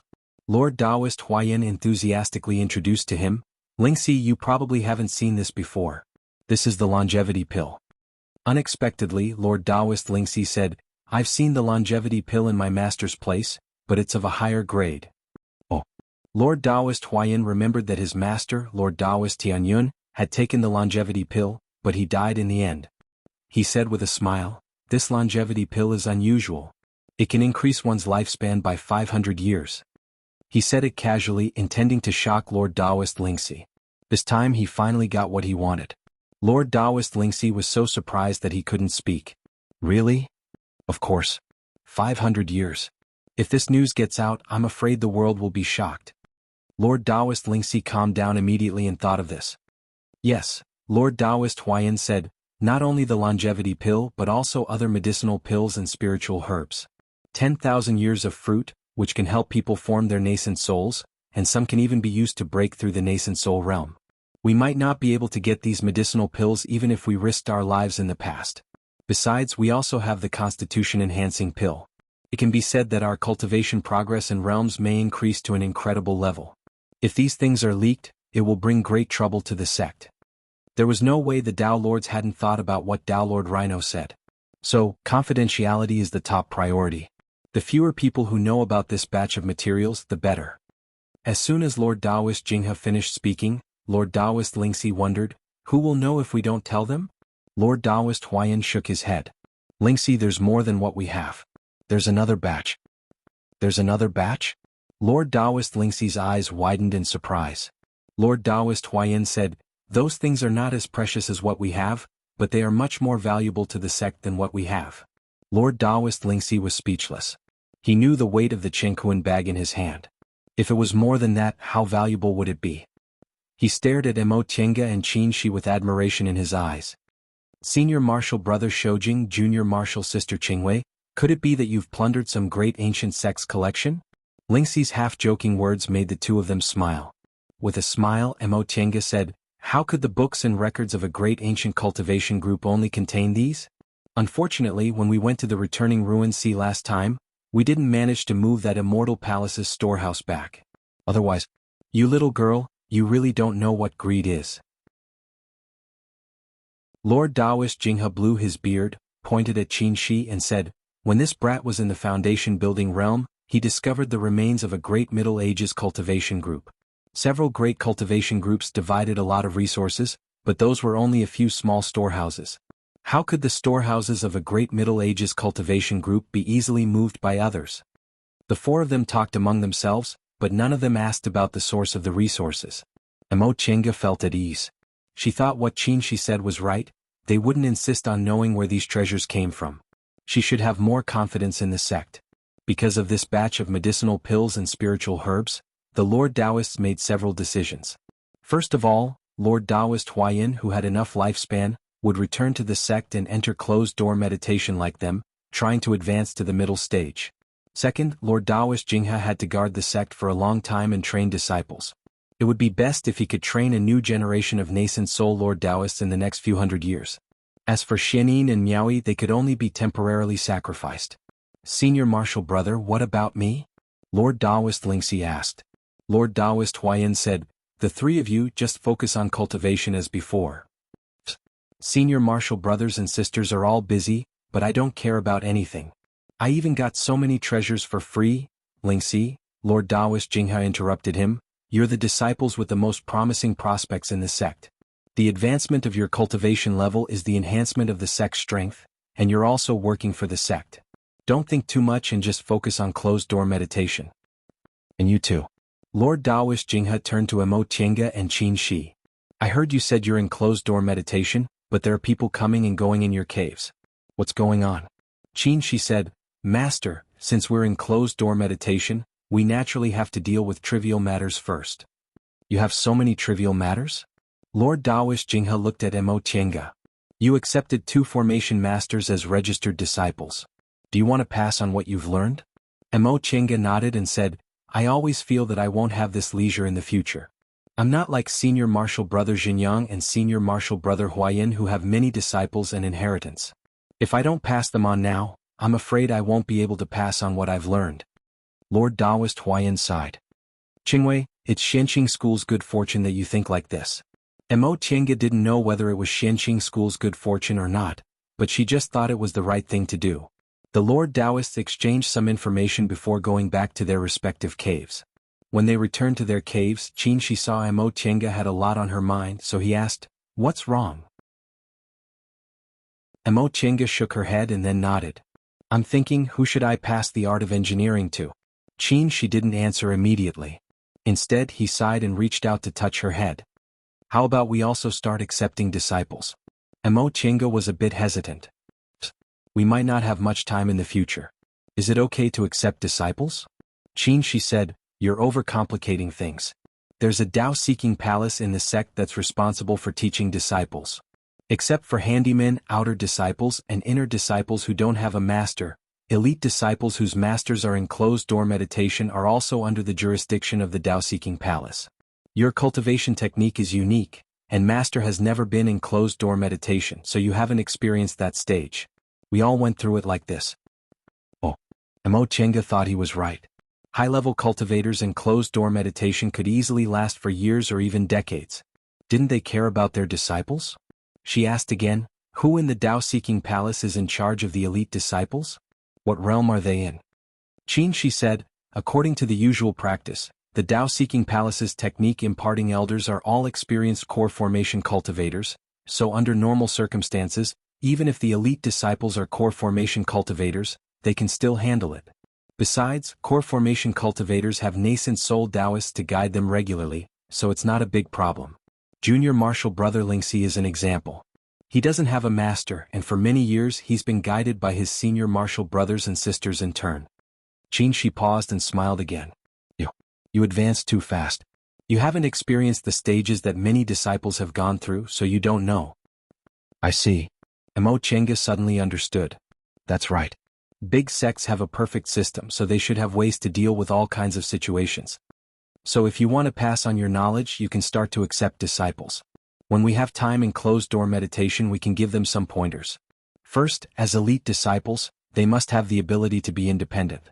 Second, the sect will consider everything and won't hold them back. Emo Tiange thought for a long time and finally made a decision. All right, in that case, let's also start accepting disciples. Once Emo Tiange made her decision, the whole Xianqing school became busy. Lord Taoist Shoujing and Lord Taoist Qingwei are going to accept disciples. This news spread to the 6 peaks in no time. Disciples from each peak who had connections but didn't started to take action. They inquired about the news, asked for favors, and even directly came to the sect. Fortunately, Zaiguzi and Xiaozue were really capable, so they didn't need to worry about these things. Marshal Nephew Zhan. A white-haired, sage-like old cultivator called out to the youngster in front of him with a cordial smile. Zaiguzi turned around. When he saw the cultivator, he immediately came to greet him. Isn't this Marshal Uncle Yenemo? A distinguished guest has come to visit. No wonder the magpies kept chirping today. Marshal Uncle, Zaiguzi sends his greetings to you. The old cultivator waved his hand. Marshal Nephew Zhan is too polite. I'm not a distinguished guest. Of course you're a distinguished guest, Marshal Uncle Yenemo. The two of them flattered each other for a while before Master Taoist Yenemo slowly got to the point. I heard Marshal Uncle Shoujing and Marshal Uncle Qingwei want to accept disciples. Does Marshal Nephew Zhan have any unique information? As he spoke, he took something out of his sleeve and stuffed it into Xiaoguzi's hand. Xiaoguzi understood tacitly and took it. He said with a smile, Xiaoguzi only takes care of the two Grandmaster's caves, so how could I have any unique information? However, he lowered his voice and said mysteriously, Martial nephew and Grandmaster Qingwei are old friends, so I know a little about her temperament and preferences. Master Taoist Yan Mo also came closer and handed him another package. I'll have to trouble Martial nephew Zhan. Xiaoguzi thought for a moment then said, Grandmaster Qingwei is the most low-key and amiable person, so she doesn't like arrogant disciples. When it comes to accepting disciples, first, the disciple must have a good temperament and mustn't be too arrogant. Second, the disciple must be independent and mustn't rely too much on the elders. Third, it's best if the disciple understands formations. He looked at Master Taoist Yan Mo and smiled. As for the others, they must have good aptitude and a good temperament. I don't need to say more, right? Master Taoist Yan Mo understood. Oh, of course, Xiaoguzi said, it's best if the disciple is young. After all, the two Grandmasters are only 200 or 300 years old, aren't they? Master Taoist Yan Mo understood what he meant. He said, of course it's not me. I'm already so old, yet I still want to worship the two martial uncles as my masters. Xiaoguzi chuckled. Martial uncle is thinking for the sake of the younger generation. It's human nature, human nature. Then Martial uncle Shoujing, Xiaoguzi said, Grandmaster Shoujing's temperament is similar to Grandmaster Qingwei's. Besides, if Grandmaster Qingwei is satisfied, why would Grandmaster Shoujing say no? Xiaoguzi winked at him. Master Taoist Yan Mo acted as if he suddenly realized something. I understand. The two of them continued to flatter each other for a while before Master Taoist Yan Mo left, feeling satisfied. Xiaoguzi stroked the Qingkuan bag in his hand. He was extremely proud of himself. A core formation master is indeed generous. Big brother? Xiaozue, who was standing behind him, frowned. You casually accepted other people's things. What would you do if the two Grandmasters found out? Xiaoguzi waved his hand carelessly. Do you think the two Grandmasters won't know I'm accepting things? If I don't accept things, how can I get rid of these flies? The two Grandmasters are well aware of this. As long as we properly carry out the task the Grandmasters gave us and don't delay their business, they won't haggle over it. You found out again? Aya, don't worry. Xiaoguzi gave her a Qingkuan bag. Besides, between the two of us, do we even need to distinguish who's who? Isn't what's mine yours? After taking the Qingkuan bag, Xiaozue muttered with satisfaction, You're right. Chapter 623. After bustling about for 2 months, the apprenticeship event finally came to an end. The two Lord Taoists accepted 3 disciples in total. One was Lord Taoist Shoujing's disciple, and the other 2 were Lord Taoist Qingwei's disciples. The 3 disciples were all in the foundation building realm. Each of them had a different temperament, but they were all resolute, quick-witted, and intelligent people. During the apprenticeship event, Xiaoguzi spread the news about what kind of disciples the 2 Lord Taoists liked and what requirements they had. This made it a lot less troublesome for them to choose disciples, so they didn't have to send a lot of messy candidates. Because of this, they specially rewarded the siblings with a top-grade magic tool each, which made them so happy that they could only see their teeth. The 2 of them made a lot of money from this apprenticeship event. When people from all walks of life came to inquire about the news, they felt embarrassed not to send them a few good things. All in all, it was a huge fortune for them. Moreover, with the 2 of them here, as long as they finished their business, the 2 Grandmasters wouldn't care about what they did. It was much more comfortable than living with Guangzhou. It'd be great if it could always be like this. On a protruding rock on the surface of the extreme abyss pool, Xiaoguzi stretched his body, feeling extremely happy. Isn't that right? Senior Martial Brother Guangzhou always told us to be diligent and cultivate. The 2 of us aren't cut out for that. Xiaozue carried a basket and walked to his side. The 2 of them took out a grill, bamboo skewers, firewood, and all kinds of seasonings from the basket. In the end, they took out several pieces of beast meat and started barbecuing. So you're here. A voice rang out next to them. Yijinji rubbed his nose and walked over. It smells so good. Share it with me. As he said that, he took a well-cooked piece of beast meat from the basket and stuffed it into his mouth. Martial Uncle Yi. Xiaoguzi said, You're really friendly. Yijinji didn't care at all. He said with a smile, It's just a few pieces of beast meat. Why are you so stingy? Xiaozue stopped barbecuing. He tilted his head and stared at Yi Jinji for a long time before he suddenly said, "Martial Uncle Yi, is something bothering you?" Yi Jinji swallowed the barbecued meat in 2 or 3 bites, then scooped some water from the pool to wash his hands. "How did you know?" "I know just by looking at you." Xiaoguzi bumped his arm. "If you're like this, I'll know." Yi Jinji rolled his eyes at him but didn't say anything. "Yes, Martial Uncle Yi," Xiao Zui said, "looking at you, no one else told you about this, right?" Yi Jinji rolled his eyes at her. After a while he said, "And Master wants me to enter seclusion to form my gold core." "In that case I'll form my gold core," said Xiaoguzi casually as he ate the roasted meat. "That's right, core formation is a good thing." Yi Jinji paused for a moment then said, "But I don't have much confidence." "You still don't have confidence?" Little Zue asked curiously. "Martial Uncle, you're the disciple of the most outstanding nascent soul cultivator in Shenqing School." Yi Jinji showed a bitter smile. "It's precisely because I'm Auntie's and Master's disciple that my aptitude is ordinary. If it weren't for Auntie and Master's care and if it weren't for me being diligent, how could I be where I am today? Both of them are heaven-bestowed geniuses, but Master was right that day. At my age, Auntie has already entered closed-door meditation to form her nascent soul, and Master has also reached the peak stage of the core formation realm, but I haven't even crossed the barrier of the core formation realm." Once Yi Jinji finished speaking, his mood became gloomy. He understood the principle of accumulating experience and understood that his aptitude was ordinary, so he wanted to accumulate more experience before entering closed-door meditation to form his gold core. But now his master wanted him to form his gold core earlier. He really didn't have enough confidence in himself. In the end he heard Xiaoguzi say, "Martial Uncle Yi, you're so strange. If you can be compared with them casually, would they still be heaven-bestowed geniuses? You're not even 200 years old yet, so you're even younger than us. Most elite disciples form their gold core at around 200 years old, right? Some can't even form their gold core their whole lives." But Yi Jinji was speechless for a long time. "I'm Auntie and Master's disciple. If you're their disciple, do you have to be the same as them? There are so many nascent soul Lord Taoists in our school, but I don't see any Lord Taoist disciple who's already in the nascent soul realm," Little Zue said and even commented, "I think you're just making trouble for yourself over nothing."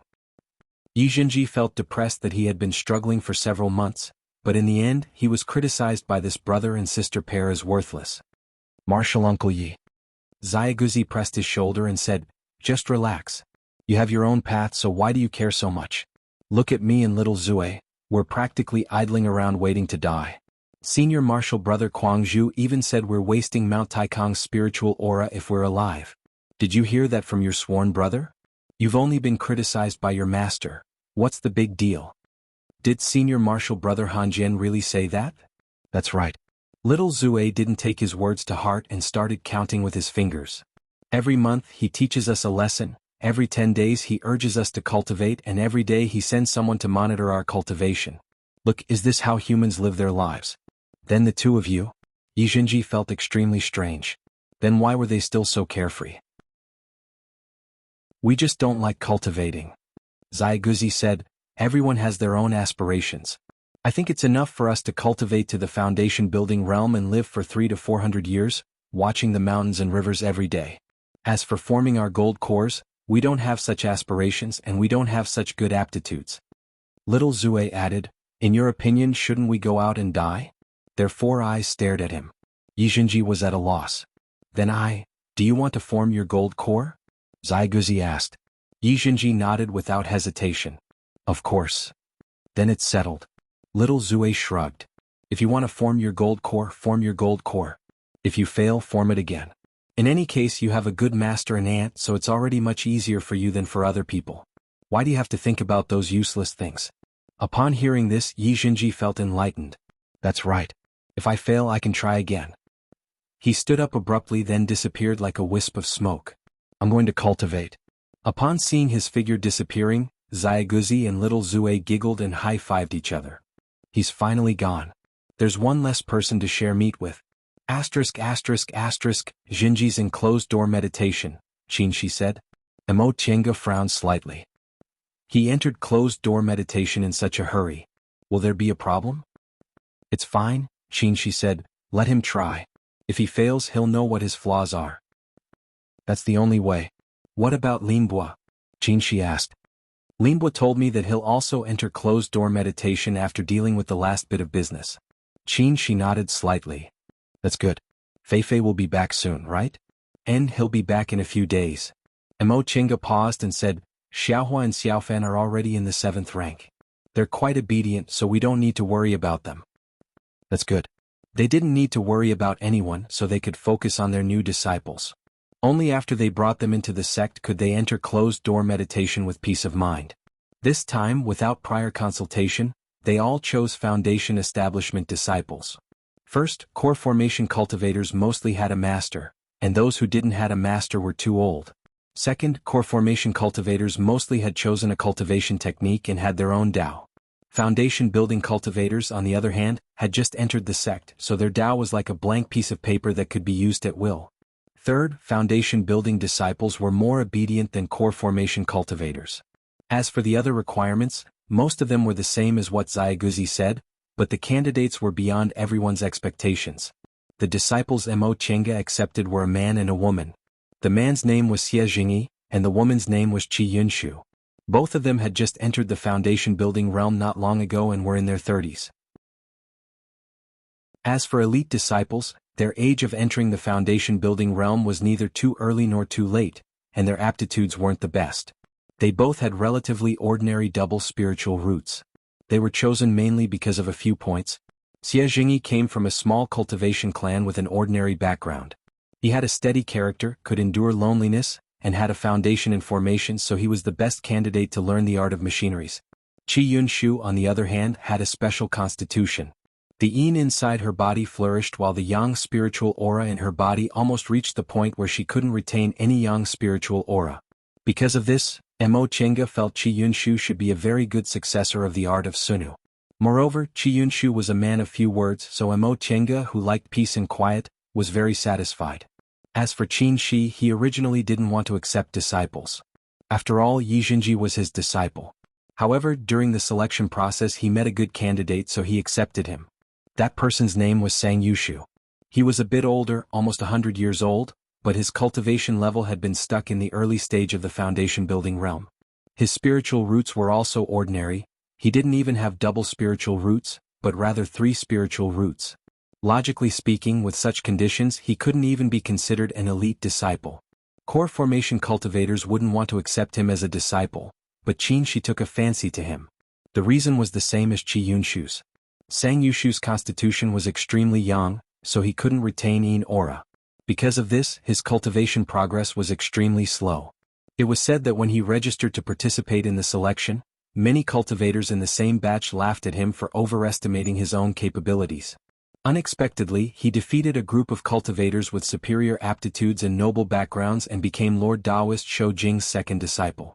Those cultivators who laughed at him regretted it so much that their intestines turned green. They thought, since even Sang Yushu was chosen, I presumably have a better chance. How could I miss this opportunity?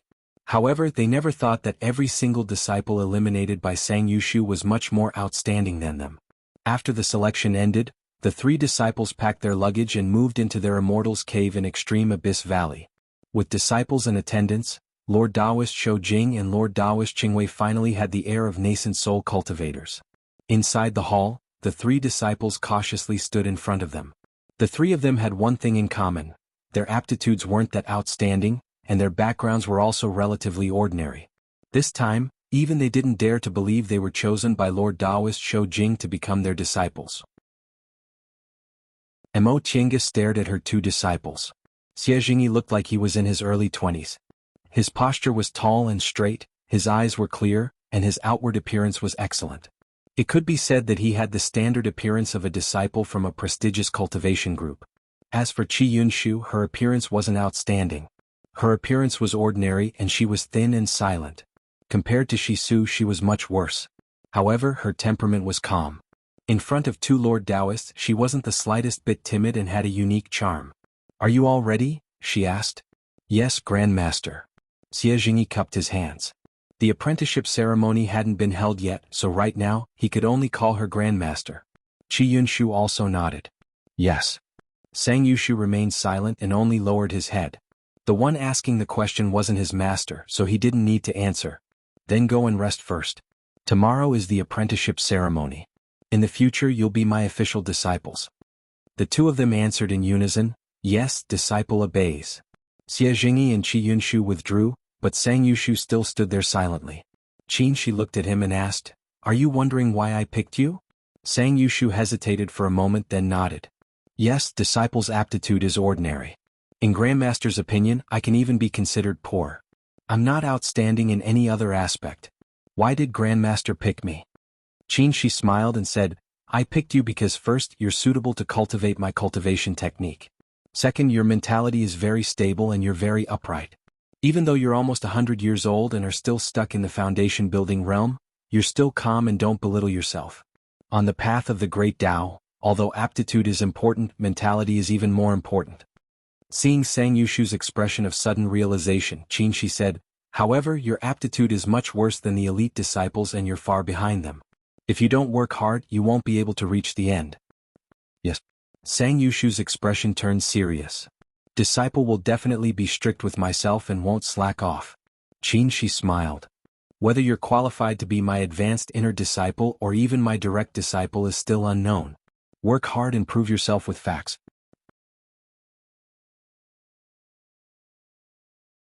Chapter 624.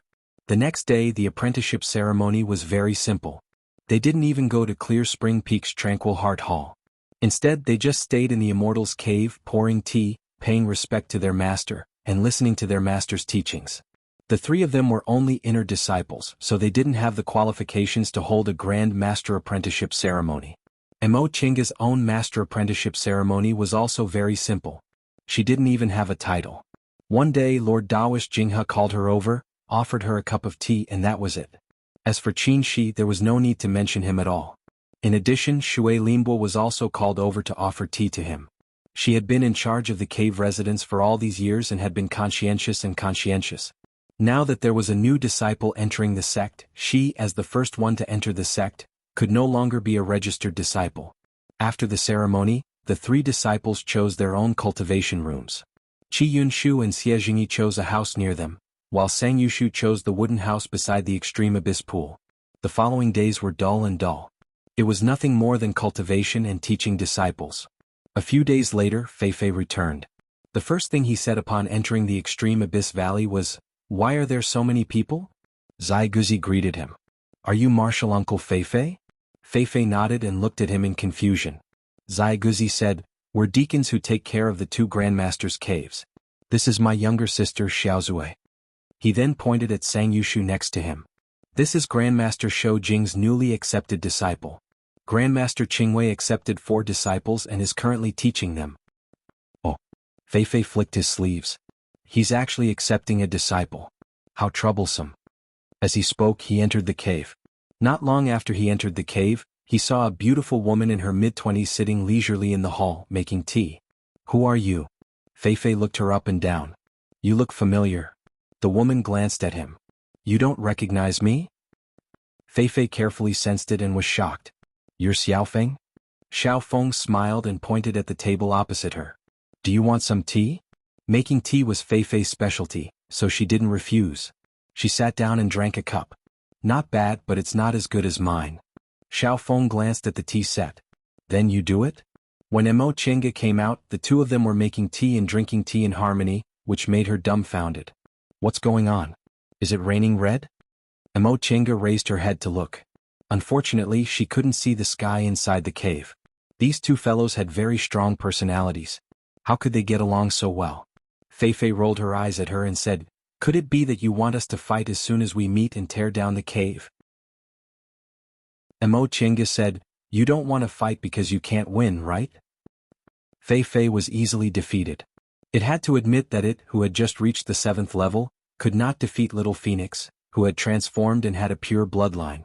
Xiaofeng smiled faintly and said, "There are almost no divine beasts left in this world. It's rare to find one of our kind, so why the need to fight and kill?" Since they could think that way, Mo Chinga couldn't wait to see them fight like Hua Feifei did when they first met.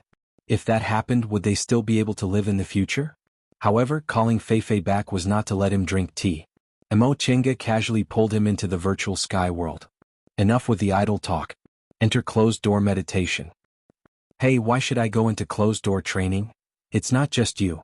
Lil Fire and Lil Fan, go into seclusion and don't leave until you're at the 8th step. Hey! Emo Chenga threw him into the cultivation room and said, the world is in chaos and the world is changing. Are you going to cultivate or not? Feifei was stunned. What? It's what the Lord Divine Beast you revere said. Ha! Feifei was even more confused. Emo Chenga was too lazy to explain to him. She went out and pulled Little Phoenix inside. Explain to him. Then she went out. Asterisk. This cultivation technique is called the Pure Yang technique. It's a cultivation technique specially cultivated by people with pure Yang constitutions. I've seen your original cultivation technique. It's only ordinary and won't help your constitution. You'd better switch to this cultivation technique. Sang Yushu took the jade slip that slowly flew towards him. After reading it for a bit, he was shocked and immediately knelt down. Thank you, Master, for your reward. Although his aptitude wasn't good, his vision was very accurate. This cultivation technique was very exquisite and could be considered the top cultivation technique in Shenqing School. If it was before, he wouldn't have been able to obtain this kind of cultivation technique in his entire life. Qin Shi waved his hand and pointed at a small tray next to him. On it was a bag of spirit stones, several jade bottles, and a magic tool.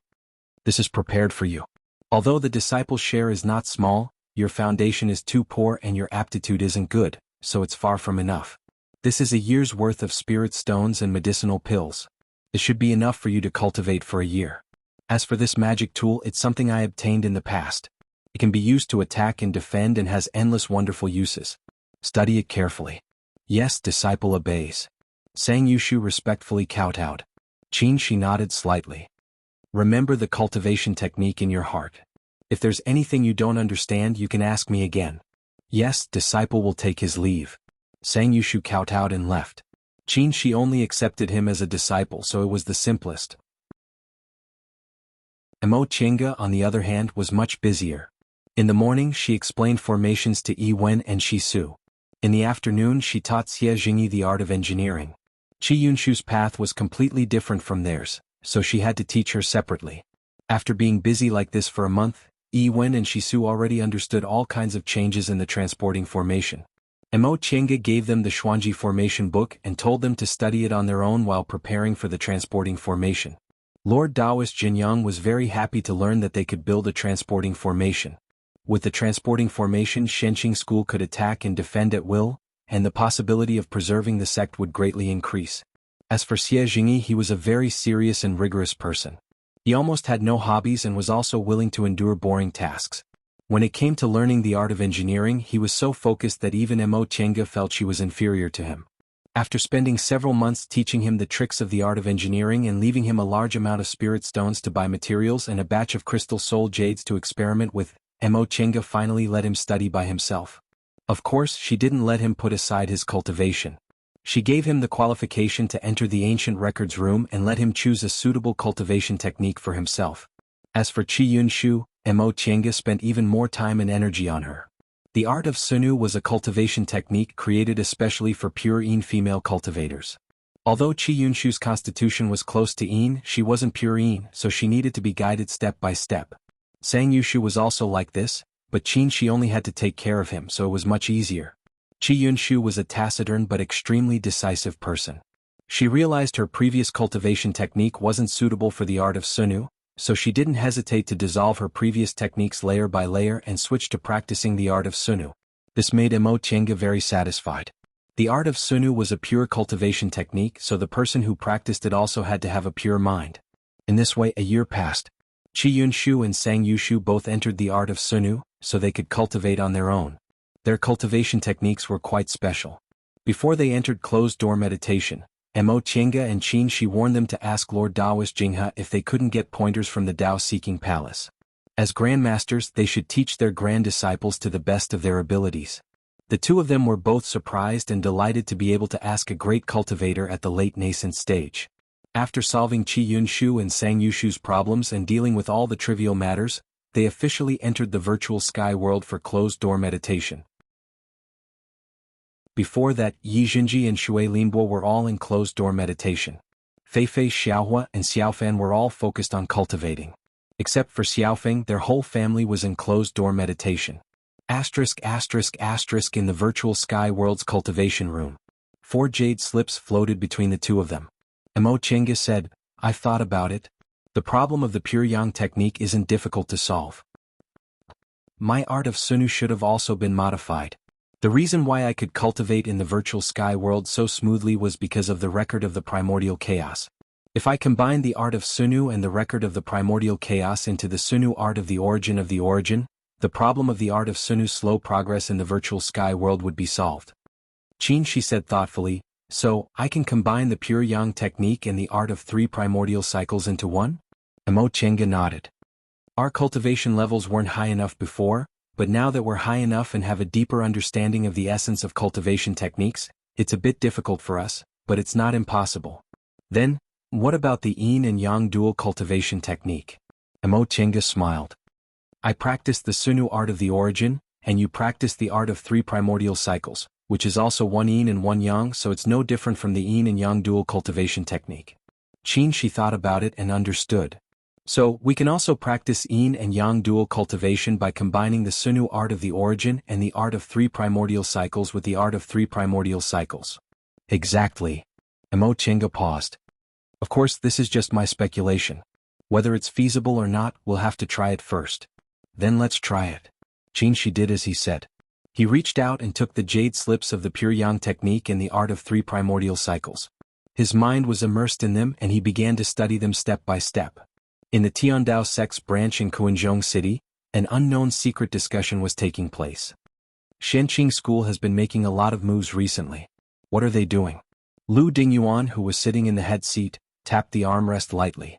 He seemed to be talking to everyone but also seemed to be talking to himself. Even a small aura-refining cultivator could see Tiandao sect's declining trend. Shenqing School's unstoppable rise was obvious to all cultivators in the celestial pole. For Tiandao sect's nascent soul cultivators, the most hateful thing was that this was happening right in front of their eyes, yet they couldn't stop it. A murderous intent flashed across Daoist Ji's eyes. If they want to stop without seeing any results, then we'll teach them a lesson. Lu Dingyuan cast a faint glance at him and said, How are you going to teach them a lesson? They're the same as us, 2 of them are in the late stage and 1 is in the middle stage. As a middle stage cultivator, isn't it natural for you to defeat several early stage cultivators? If we're talking about middle stage cultivators, are you sure you can defeat Qin Shoujing? Daoist Ji snorted. No matter how talented Qin Shoujing is, it's only been 100 years since he advanced to the nascent soul realm. The so-called middle stage nascent soul realm is only the result of Xinjiang Jinghe's forceful advancement. How powerful can he be? Junior Martial Brother Ji. Lu Dingyuan shouted heavily. Didn't you notice that Qin Shoujing was very different from before when he came back from Yunzhong this time? Daoist Ji was stunned. He narrowed his eyes and recalled the feeling he had when he saw Qin Shi this time. Lu Dingyuan said, His aura was vigorous and solid, not much weaker than yours when you were in the middle stage of Junyan. Moreover, he had a sacred, vast, and destructive aura that could easily immobilize ordinary nascent soul cultivators. You and I both have to admit that Qin Shoujing is no longer the junior he used to be. Daoist Ji was speechless.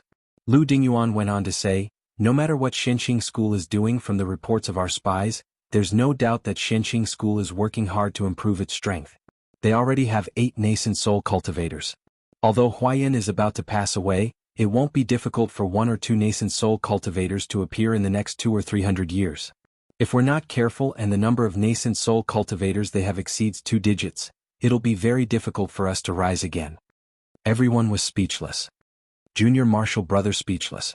Lu Dingyuan suddenly turned to Lord Daoist speechless and said, You and Junior Martial Brother Ji should go back to the sect. Take charge of the sect and focus on cultivating disciples.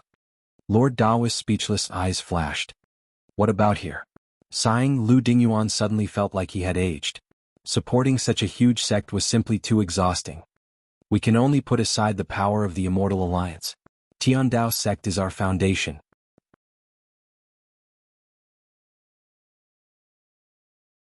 Chapter 625. The 4 nascent soul realm cultivators of the Biyun sect were also having a secret discussion. In addition to the Luan Feng immortal couple, the Biyun sect also had Feng Ning and Qing Lan, 2 early-stage nascent soul cultivators. There was no need to talk about Feng Ning.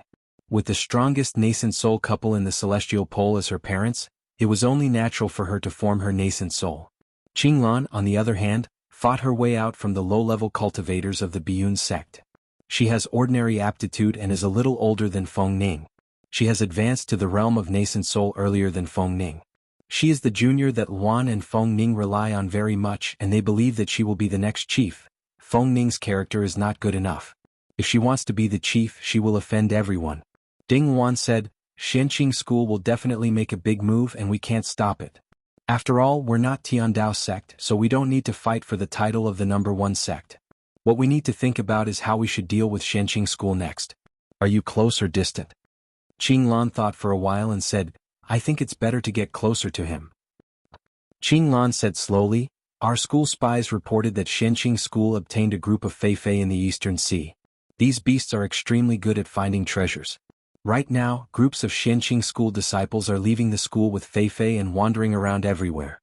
They're definitely looking for resources to improve their strength.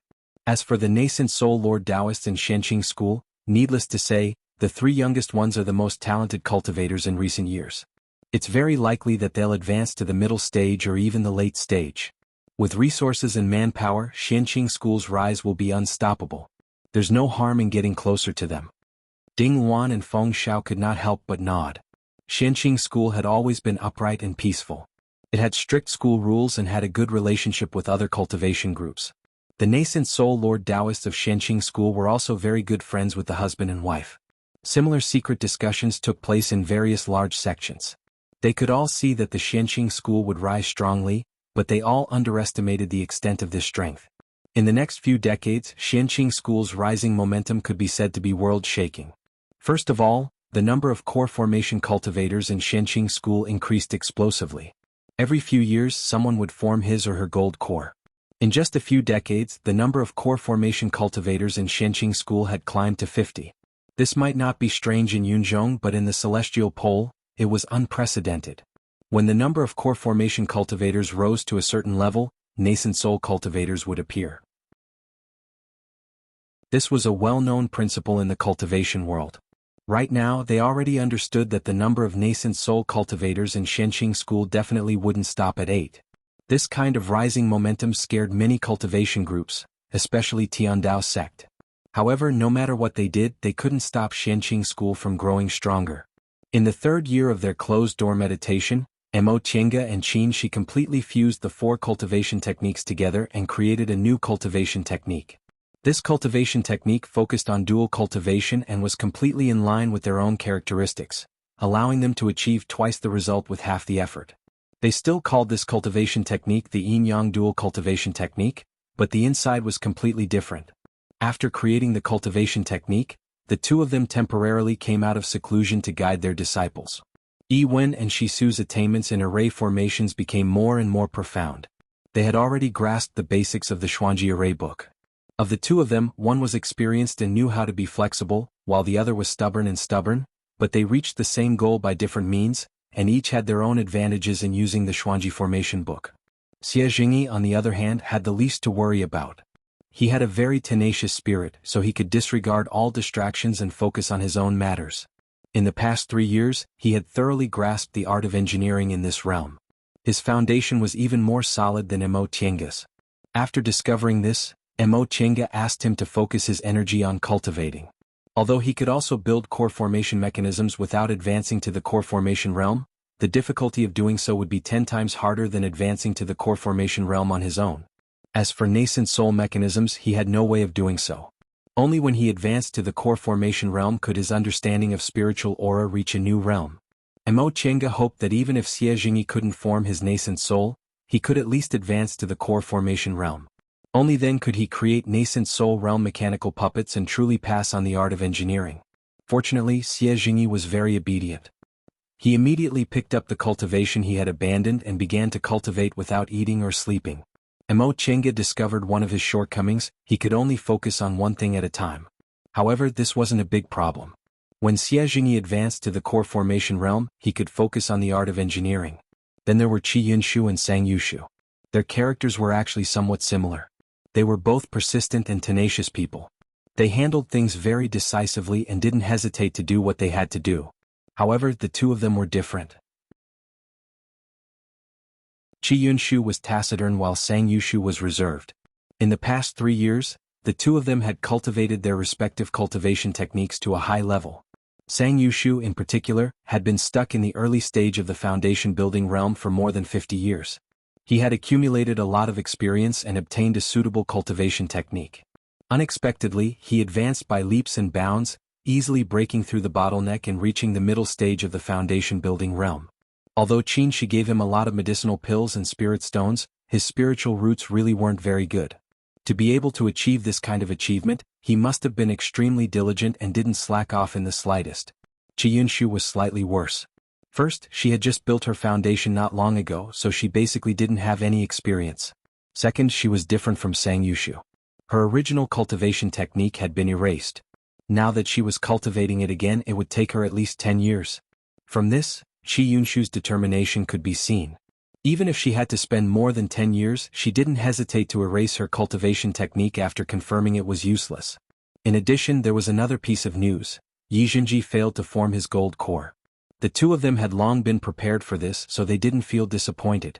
As long as he knew how to summarize, it was fine. He would eventually succeed in forming his gold core. After giving guidance to his disciple, they went to Shanqing Palace to pay a visit to Lord Taoist Jinghe. Lord Taoist Jinghe looked at their newly comprehended yin and yang dual cultivation technique and clicked his tongue in praise, expressing that he couldn't do any better. Later, Lord Taoist Jinghe told them that everything had been normal for the past 3 years and that the war had even relaxed a bit. After all, fighting consumed a lot of energy. It was the same for the righteous path, the devil path, and even the beast cultivators. They couldn't keep fighting at a high intensity all the time, so they had to relax appropriately to continue. This also showed that the so-called great chaos in the world might not come yet, so they had more time to prepare. After learning this news, the two of them went back to their closed-door meditation. This time, their closed-door meditation might take 10 years or even dozens of years. Inside the virtual sky world's cultivation room, Mo Chenga and Qin were sitting opposite each other. Both of them were meditating with their eyes closed. First, they adjusted their breaths, then their steps gradually became identical. In the end, the two of them breathed in and out together, rising and falling together as if they were one. As they breathed, pure yang spiritual aura and yin spiritual aura slowly spread out from their bodies until they condensed into one. Yang spiritual aura and yin spiritual aura intertwined, blended, and nourished each other, slowly growing stronger. However, their yin and yang spiritual aura contained a lot of personal things such as the aura of the origin, the light of 3 elements, and the divine beast's breath. Qin's vermilion bird's breath had already merged with the spiritual aura in his body. His yang spiritual aura contained the vermilion bird's breath. Mo Chenga's azure dragon's breath was more obscure, but under the guidance of the vermilion bird's breath, it also spread out. The moment the vermilion bird's breath and the azure dragon's breath touched, something suddenly shone brightly, illuminating the whole virtual sky world and alarming the 3 spiritual beasts inside. The divine beast's breath. Fei, who inherited the white tiger's breath, was the keenest. He immediately recognized that this was the breath of a divine beast. It was neither the azure dragon nor the vermilion bird, but a qilin. How could there be a qilin's breath? He looked at Mo Chenga's cultivation room hesitantly, but in the end, he didn't disturb them. When that light shone, the spiritual aura on Mo Chenga's and Qin's bodies seemed to be pulled by something and surged towards the source of the light. The two of them opened their eyes in surprise and found a small thing floating between them. It was this thing that emitted a powerful momentum. "What's this?" Mo Chenga asked in surprise. Qin was confused at first, then puzzled, but soon realization dawned on him. "It's the qilin bone. That piece of qilin bone." Mo Chenga's thoughts turned and she immediately thought of the qilin bone in Hupo's 6 Paths Palace. She asked, "Wasn't it taken away by Senior Hupo?" Qin said, "After Hupo passed away, this piece of qilin bone didn't scatter with the wind, but it seemed to have lost all its spiritual aura and became dim and lightless, so they ignored it. I picked it up casually." "Lost its spiritual aura?" Mo Chenga stared at the piece of qilin bone. "How does this look like it's lost its spiritual aura?" The qilin bone suddenly stopped absorbing their spiritual aura. With a flash of light, a strong qilin's aura surged out and poured towards them. Oh! The two of them turned pale with fright. However, under the suppression of the qilin's aura, they couldn't move and could only watch helplessly as the qilin's aura poured into their meridians. Pain, this was the first thing Mo Chenga felt. Her meridians felt like they were being torn into a mess, and she couldn't suppress the pain. She remembered Master Taoist Yuanmu and Ling Yunhe's situation in the Vermilion Bird Sacrificial Temple. Could it be that she also had to go through that? She glanced at Qin Shi, hoping his yang spiritual bead could help again. Qin Shi understood what she meant and immediately stimulated his yang spiritual bead. A faint red light shone in his dantian. The Qilin's aura paused for a moment, then rushed towards the yang spiritual bead. During this process, Qin Shi was also in unbearable pain. However, his meridians had experienced the vermilion bird's aura, so it wasn't particularly unbearable. This process lasted for half a day. Most of the Qilin's aura rushed towards the yang spiritual bead, while a small part was still poured into Mo Tiange. However, with the yang spiritual bead sharing the burden, she wasn't in too much pain. Why did it just focus on me? Mo Tiange said while clenching her teeth. Qin Shi revealed a smile amidst the pain. Because I don't have an earth-type spiritual root. Mo Tiange was stunned, but she immediately understood. She had the spiritual root of the origin, so any kind of divine beast's aura could exist in her body. Qin Shi didn't have an earth-type spiritual root, so the earth-type Qilin ignored him. Just as she slowly couldn't bear it anymore, the Qilin's aura gradually weakened, and the Qilin bone's light also gradually dimmed until it lost all its luster and fell down. The two of them finally regained their freedom and gasped for breath. Mo Tiange wanted to say something, but her meridians that were almost torn just now were in great pain. Not only did she choke on her words, but she also choked on her tears. Qin Shi didn't absorb the Qilin's aura, so he didn't suffer as much as she did. He hastily reached out to support her. What's going on? Could it be that Amber's divine beast's aura is all in this Qilin bone? Qin Shi also didn't know, but it seemed to be the case.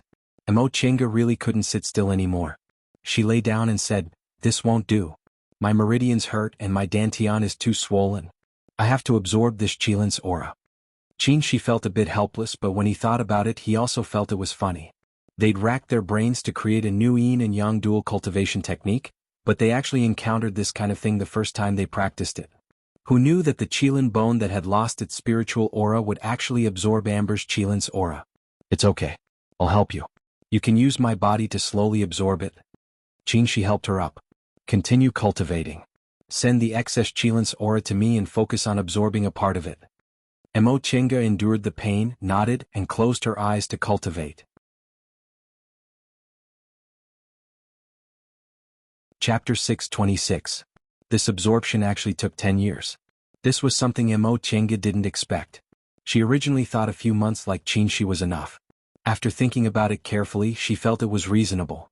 Qin Shi's cultivation technique was compatible with the vermilion bird's breath, so it was relatively easy for him to absorb it. As for her, she had never cultivated an earth attribute cultivation technique before.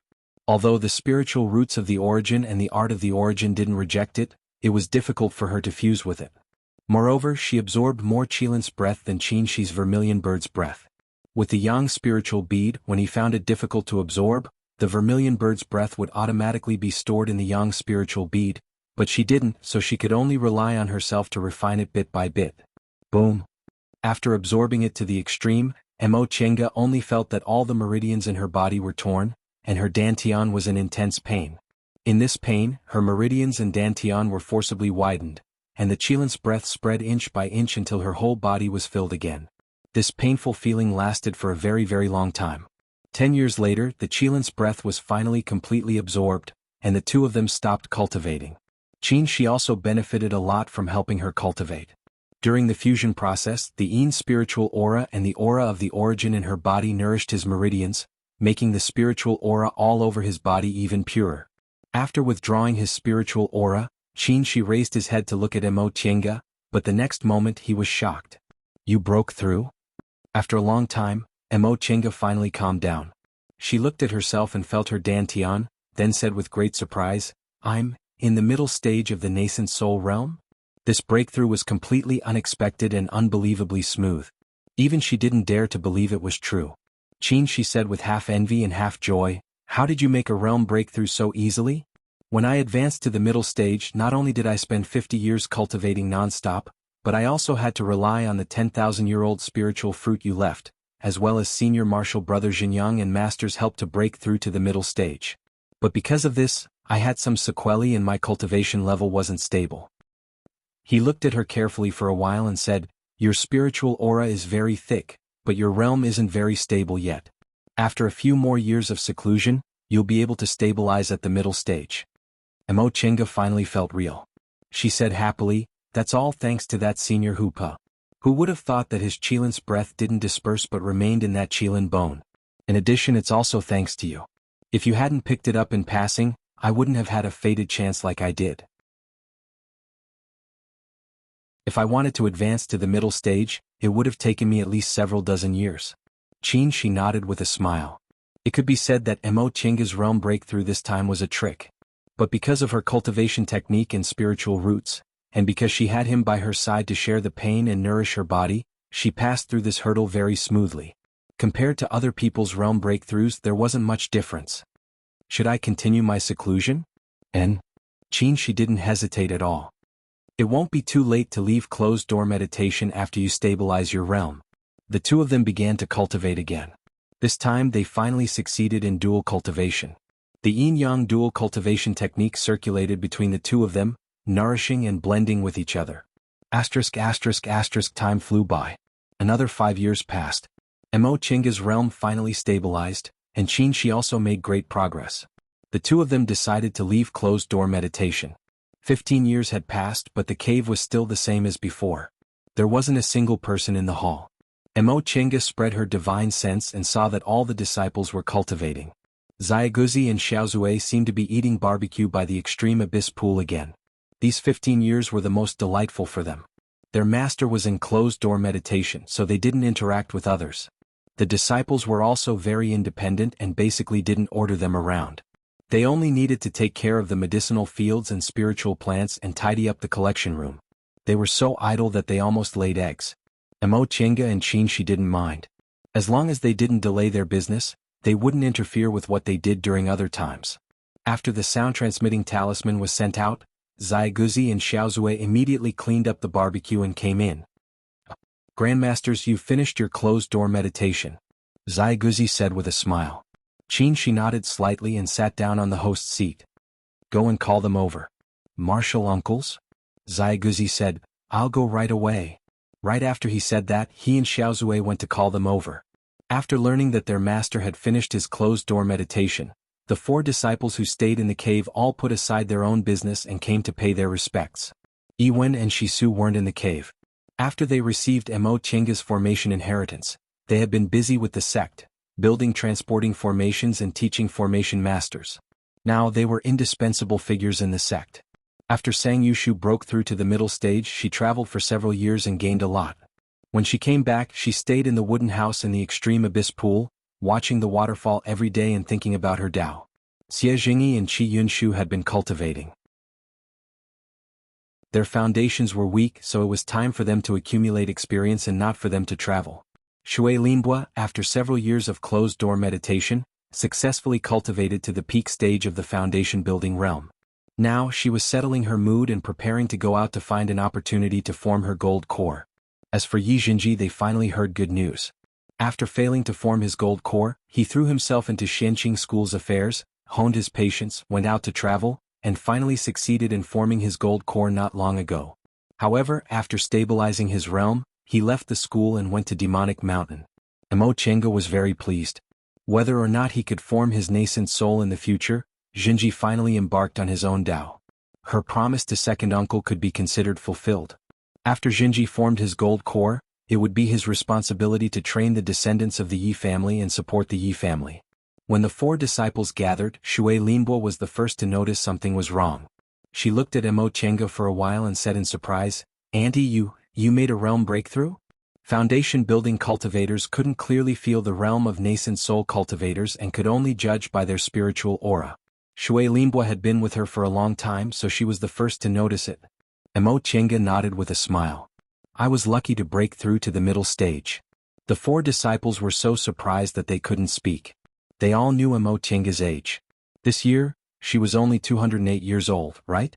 It was said that the youngest person to form their nascent soul in the celestial pole was 206 years old, but she actually reached the middle stage of the nascent soul realm at 208 years old. After the initial shock, the 4 disciples knelt down and said, "Congratulations to Master, Master's wife Auntie, for advancing to the middle stage of the nascent soul realm." Mo Chenga nodded slightly. "I've received your kind intentions. Get up." The 4 disciples stood up and waited respectfully at the side. They knew that it was time to check their cultivation progress. The 2 of them asked them one by one and were very satisfied with their cultivation progress. Then they gave them pointers and answered their cultivation problems one by one. After receiving their pointers, Sang Yushu and Chi Yunshu were suddenly enlightened in many areas. Even with Lord Taoist Jingha's pointers, he hadn't practiced these 2 cultivation techniques, so some things could only be understood by those who had experienced it themselves. After asking about their current situation and giving pointers on their cultivation, the 2 of them dismissed the disciples and prepared to go out to meet their master. All these years, Lord Taoist Jingha had stayed in the sect and hadn't taken a step out of Mount Taikong for more than 10 years. Because there was a great cultivator in the late stage of the nascent soul realm who personally trained the disciples, the new disciples of Shenqing School were very outstanding in the past 10 years. A few years ago, because of Mo Chenga's batch of materials, many cultivators with rich accumulation had an opportunity. For a time, there were disciples advancing to the core formation realm every year. In the next few years, the momentum of core formation slowed down, but on average it was still very gratifying. As for those Feifei, their situation was also very good.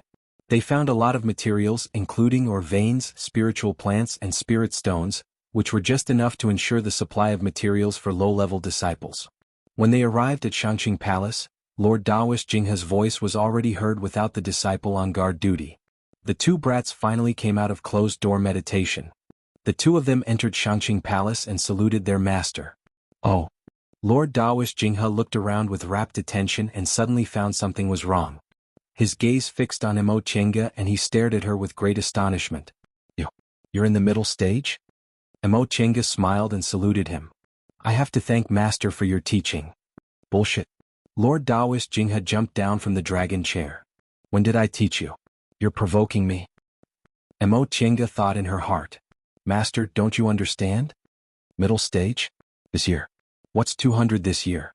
208, Qin reminded him. "Oh, 208. Lord Taoist Jingha paced around angrily. 208 ah. I'm actually in the middle stage of the nascent soul realm. Think about me, your master. Although my aptitude is outstanding and I'm smarter than most people in the celestial pole, I didn't form my nascent soul until I was 400 years old because of bad luck. I advanced to the middle stage when I was almost 600 years old." "What? Why?" Facing Lord Taoist Jingha, who was in a rage, the 2 of them retreated several steps. "Qin," she said cautiously, "Master, Chenga is your disciple. Shouldn't you be very happy that she's in the middle stage?" "Happy. I'm very happy." Lord Taoist Jingha waved his hand with a dark expression. "I'll inform old man Jinyang to hold your nascent soul ceremony." "Ha!" Mo Chenga was puzzled. "Master, I didn't hold it when I was forming my nascent soul. Why do I have to hold it now?" Lord Taoist Jingha said, "I should have held it for you long ago, but I didn't have time. You've been in closed-door meditation for more than 10 years. Now that you've advanced to the middle stage, it's a good time to hold it again." He chuckled, his gaze fierce and his smile ferocious. "Lu Dingyuan and old man Song Feng, you must be scared to death now, right? Even I, your master, am scared." After a long time, Lord Taoist Jingha, who was in a rage, finally calmed down. He heaved a sigh of relief and sat down on the dragon throne. He said, "Tell me, how did you reach the middle stage? Logically speaking, you should have needed at least several decades to accumulate your strength. Also, how's your dual cultivation going?" Mo Chenga then told him everything about her closed-door meditation in the past dozen years, from her first dual cultivation technique to the Qilin bone, to the reverse control of Qilin's breath, to the absorption of Qilin's breath, to breaking through to the middle stage in one fell swoop, and then spending 5 years to stabilize her realm. As Lord Taoist Jingha listened, his eyes widened again. 5 years? Doesn't that mean you'll be in the middle stage when you're 203 years old? Mo Chenga glanced at him then answered in a low-key manner, "Yes." Lord Taoist Jingha once again went berserk. After he was done, he smiled again, patted her shoulder and said, "Good disciple, you really made master proud." Mo Chenga was a bit suspicious that her master had gone insane because of her stimulation.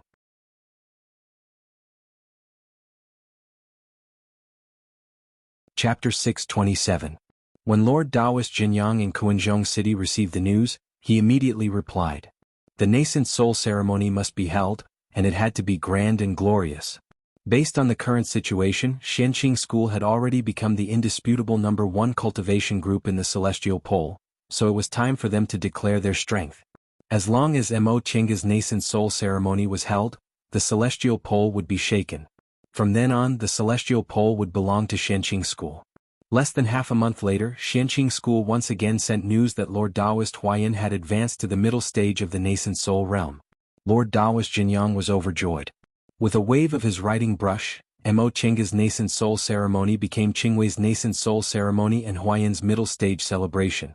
Although the invitations hadn't been sent out yet, this matter quickly spread throughout the Celestial Pole. In the Tiandao sect's branch courtyard, Lu Dingyuan and Taoist Heifeng sat opposite each other in silence. Both Tao Lord Speechless and Taoist Ji stayed in their sects and hadn't set foot in Kuanzhong City for more than 10 years. These past few years, Tiandao sect had been very diligent in training its disciples, and the results were very obvious. There were already a few disciples who had reached the peak stage of the core formation realm and had a chance to advance to the nascent soul realm. However, the birth of a nascent soul cultivator was not so simple. It was possible that it would happen decades from now. At this critical juncture, Xianqing School's Huayan and Lord Taoist Qingwei unexpectedly advanced to the middle stage of the nascent soul realm at the same time. They even sent invitations, preparing to hold a soul formation ceremony for Mo Qingwei. They all knew this was Xianqing School declaring its hegemony status in the Celestial Pole. But what could they do? Without sufficient strength, one would not have the qualifications to challenge them. They must have had other fortuitous encounters over the years. Lu Dingyuan sat on the host's seat and said slowly, Huayan's lifespan is approaching its end, but he still went into seclusion to break through to the middle stage. He must have obtained something to extend his lifespan. Taoist Black Wind's entire body was wrapped in black clothing, revealing only his zombie-like face. He said, Huayan's lifespan was originally around 200 years. If his lifespan was extended, it would be around 300 years. If he advanced to the middle stage, it would be more than 500 years. A cultivator with a lifespan of more than 500 years couldn't be said to have reached the end of his lifespan. He still had a long time to work for the sect. Unexpectedly, Lord Taoist Huayan, whom they had thought to be the least of their concerns, had turned the tables and become the focus of their attention. There's also Mo Qingwei. Lu Dingyuan frowned. No matter how I think about it, I can't figure it out. How did she advance to the middle stage? How old was she? So what if his aptitude was outstanding? Was there a shortage of talented cultivators in the Celestial Pole? Not only did she break the nascent soul record, but she also advanced to the middle stage of the nascent soul realm in more than 20 years. Xianqing School must have obtained an enormous fated chance. It's a pity we didn't attract any attention at that time. If he had paid more attention to it at that time, he might have been able to discover this point. If he had taken advantage of that opportunity to cause trouble or steal from the Tiandao sect, he might have had a chance to turn things around. But what about now? Lu Dingyuan felt extremely exhausted. He had already given up on fighting with Xianqing School for the time being. Now that things had come to this, he could only hide his strength and bide his time to plan for the future. Similar conversations were taking place in other cultivation groups. However, they were all glad that they chose to be closer to Xianqing School. Now that Xianqing School was on the rise, as long as they didn't stand on the wrong side, they wouldn't be affected. Not long after the news spread out, Xianqing School sent out invitations one after another. This time, not only did all the big cultivation groups receive invitations, but even small cultivation groups and individual cultivators in the core formation realm and above received invitations. Xianqing School also announced that there were many cultivation groups in the Celestial Pole. If any newly established cultivation group didn't receive an invitation, please forgive them. For this celebration, no matter what identity or cultivation level, everyone who came to celebrate was welcome. Lord Taoist Jinghe also sent an invitation to Master Song Feng on Mount Lang Tu in the far west. As for whether he would come or not, it didn't matter. It was fine as long as he saw it and felt disgusted. For a time, the Celestial Pole was shaken.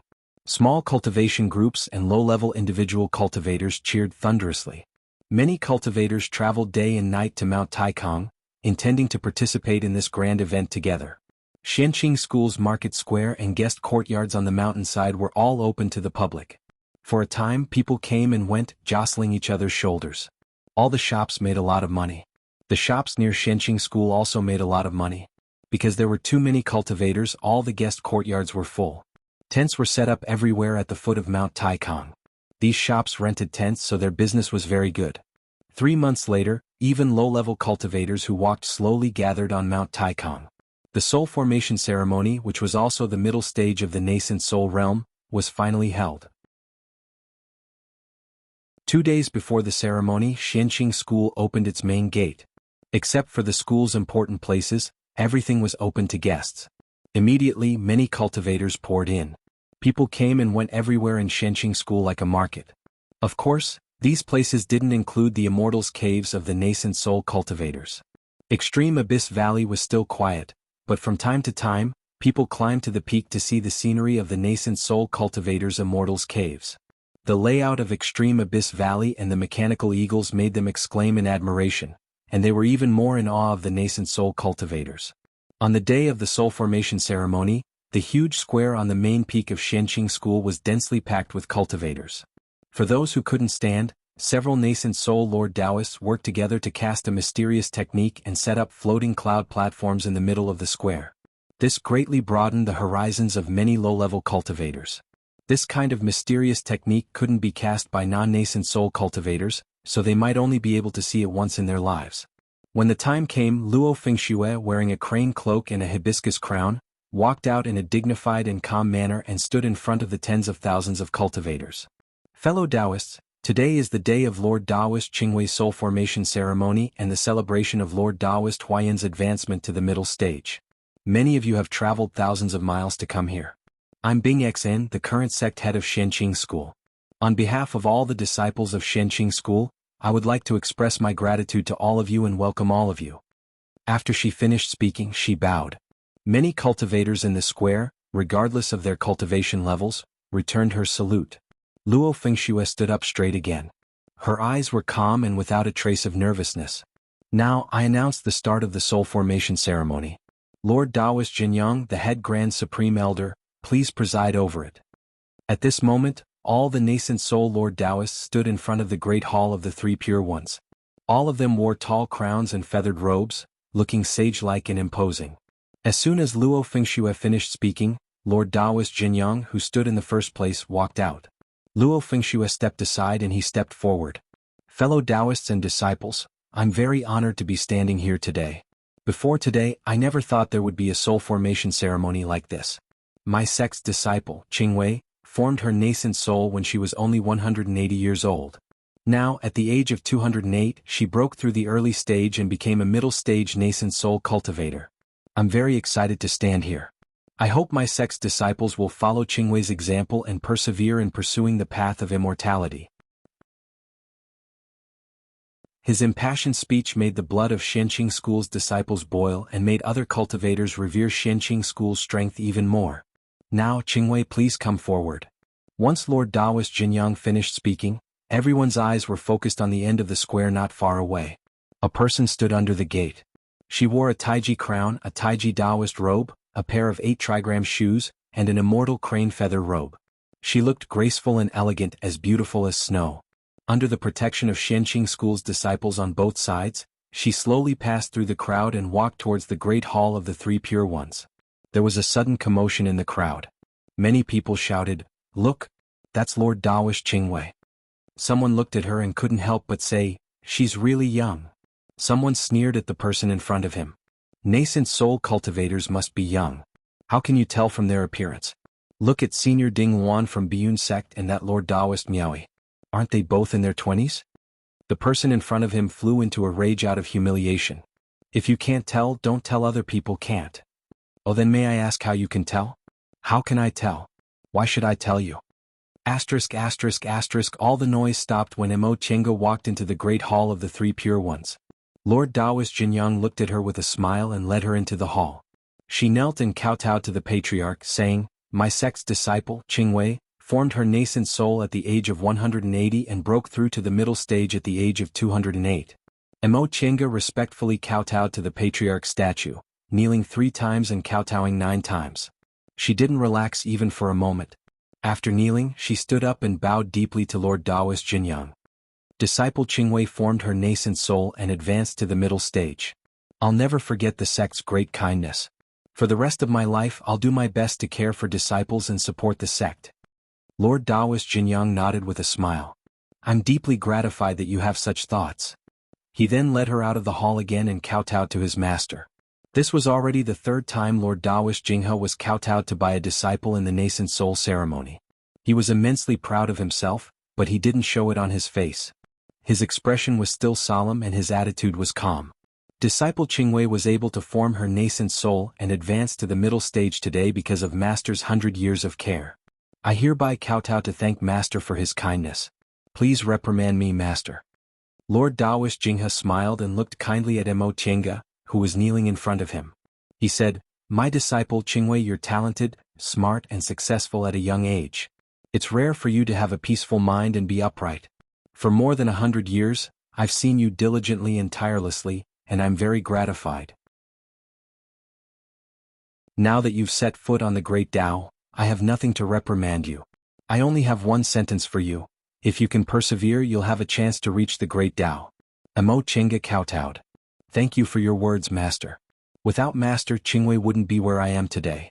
Qingwei will never forget Master's great kindness. Qingwei will certainly keep these words in mind and reflect on myself from time to time. I'll live up to Master's painstaking efforts. Lord Taoist Jinghe nodded with gratification and said with a pleasant expression, Since you've reached the nascent soul realm, you can set up your own sect. From now on, keep the relationship between Master and disciple in your heart. You don't need to call me Master or kowtow to anyone. Yes, disciple will obey Master's order, Mo Tiange said solemnly. Lord Taoist Jinyang stepped forward. Thank you, Master. Junior Martial Sister Qingwei, please rise. Mo Tiange stood up and returned to the line of nascent soul Lord Taoists with Lord Taoist Jinghe. Lord Taoist Jinyang faced the crowd again. Fellow Taoists, this is both Lord Taoist Qingwei's nascent soul ceremony and Lord Taoist Huayan's celebration for reaching the middle stage. Although Lord Taoist Huayan isn't famous, he's indispensable to our sect. Over the years, Lord Taoist Huayan has contributed a lot to the sect, so his cultivation level has fallen behind, but he persisted and finally advanced to the middle stage a few months ago. On the path of cultivation, a genius cultivator like Lord Taoist Qingwei certainly shines, but what's more important is someone like Lord Taoist Huayan who always perseveres and never gives up. After that, he invited Lord Taoist Huayan to kneel and kowtow to the patriarch to encourage him. In the end, Lord Taoist Jinyang announced that he was inviting everyone to a banquet, marking the end of the nascent soul ceremony. Mo Tiange breathed a sigh of relief. She was low-key by nature, so she wouldn't hold a nascent soul ceremony if she could avoid it. However, this ceremony was of great significance to Xianqing school, so she still braced herself to deal with it. Other Lord Taoists who were good at communication would handle the rest of the banquet so she could go back now. But at that moment, Luo Fengxue stopped her and said, Martial Uncle Qingwei, you have a guest.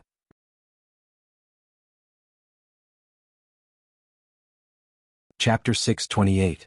My guest. Mo Tiange felt strange. She didn't have many friends and most of them were in the sect. Who is it? Luo Fengxue answered, he's an early-stage nascent soul cultivator. His surname is Ling, surname Ling. Mo Tiange suddenly thought of a name and said, Take me to him. Luo Fengxue nodded and led her to the side hall on the main peak. Before she entered the side hall, she saw a tall and straight man with his hands behind his back. He seemed to be admiring the statue of the Lord of Tao in the side hall. The moment she stepped into the side hall, the man turned around. His hair was tied in a bun, his face was handsome, and he wore an apricot-colored Taoist robe that flowed freely like flowing clouds. Fellow Taoist Mo, long time no see. Upon seeing her, the man showed a gentle, elegant, and perfect smile. It was Ling Yunhe, whom she hadn't seen in Yunzhong for many years. Fellow Taoist Ling? Mo Tiange was surprised. We haven't seen each other for many years. How are you? I'm doing okay. Ling Yunhe's gaze fell on her with a complicated expression. Oh, I haven't congratulated fellow Taoist for advancing to the middle stage. I'm very happy that I came here just in time for this grand event. It's just a small gift to show my respect. Just take it as a congratulatory gift for your soul formation ceremony. He stretched out his hand and a delicate jade box appeared in his hand, flying towards her. Mo Tiange took it and bowed. Thank you. Fellow Taoist Ling is too polite. Ling Yunhe smiled. I didn't expect fellow Taoist Mo to not only form her nascent soul but also advance to the middle stage in one fell swoop in just a little more than 50 years. I'm really ashamed of my inferiority. Mo Chinga said, didn't fellow Taoist also advance to the middle stage in one fell swoop? This time, I advanced to the middle stage by chance and took advantage of it, so it's not real. A breakthrough is a breakthrough. Isn't fated chance also a form of strength? Fellow Taoist Mo, why are you being so modest? Ling Yunha kept a smile on his face, but it was so perfect that it seemed fake. Mo Chinga thought about how he suffered the pain of the vermilion bird's breath invading his body back then. His sect plotted for thousands of years, but Qin took advantage of it. It was already rare that he could still talk and laugh with her now, so she pretended not to know. Fellow Taoist Ling, why did you come to the celestial pole? Mo Chinga pointed at the chair next to her. Please sit. After the two of them sat down, Ling Yunha answered, I came to the celestial pole this time to take a look and also to pass on a message to fellow Taoist Mo. I just didn't expect that I would coincidentally run into fellow Taoist soul formation ceremony. Mo Chinga asked, may I know what kind of letter it was? Ling Yunha said, it's just a message. Someone asked me to bring a message to fellow Taoist Mo. He paused for a moment, then said, the sacrificial temple has appeared. Come quickly. All of a sudden, Mo Chinga's expression turned grave. She stared at Ling Yunha and asked, who's the messenger? Ling Yunha said calmly, it's fellow Taoist Tianqin. Mo Chinga was confused. Fellow Taoist Tianqin, why didn't you come yourself? Are you being held up by something? Ling Yunha nodded slowly. He is entangled by Moon Shadow Demon Lord and can't leave now. If I didn't happen to pass by, he wouldn't have asked me to bring the message. This explained the whole story. Nia Wushang, who went by the pseudonym Tianqin, only had a mediocre friendship with Ling Yunha. Asking him to bring a message was a bit strange in itself, let alone a message. Mo Chinga nodded. Thank you, fellow Taoist Ling. May I know when you'll return to Yunzhong? I'll return soon, Ling Yunha said. I'm just taking a look around. Earlier he said he came to the celestial pole to take a look and conveniently deliver a message, but now he said he was just taking a look around. Upon hearing that, Mo Chinga immediately knew he came to deliver a message to her. However, she had a grudge against Jiyan sect, so she couldn't say it out loud. Mo Chinga solemnly cupped her hands and saluted Ling Yunha. Thank you, fellow Taoist Ling. If fellow Taoist doesn't mind, could you wait for a few days and let me accompany you? Ling Yunha's gaze froze for a moment. He then looked at her playfully. Fellow Taoist Mo, we had that kind of conflict before, but you're still willing to believe me? Aren't you afraid I'll attack you on the way? Mo Chinga chuckled. Not to mention that I've always been conceited, the Ling Yunha I know definitely isn't the kind of person who acts behind the scenes. She always remembered the Ling Yunha who trusted his brothers and friends wholeheartedly in Carefree Valley. Ling Yunha lowered his head in silence.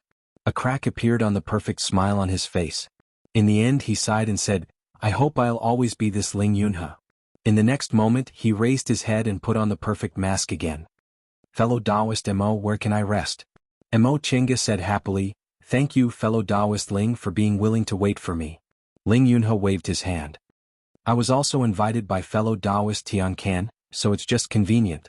Even so, thank you. Mo Chinga turned around and called the steward waiting outside, asking him to make arrangements for her. The steward said, the sect head has already given the order. Honored guest, please follow me. Ling Yunha stood up and cupped his hands towards Mo Chinga. Without saying anything else, he followed the steward and left. Mo Chinga stood in the same place for a while, then went out, wanting to return to Clear Spring Peak.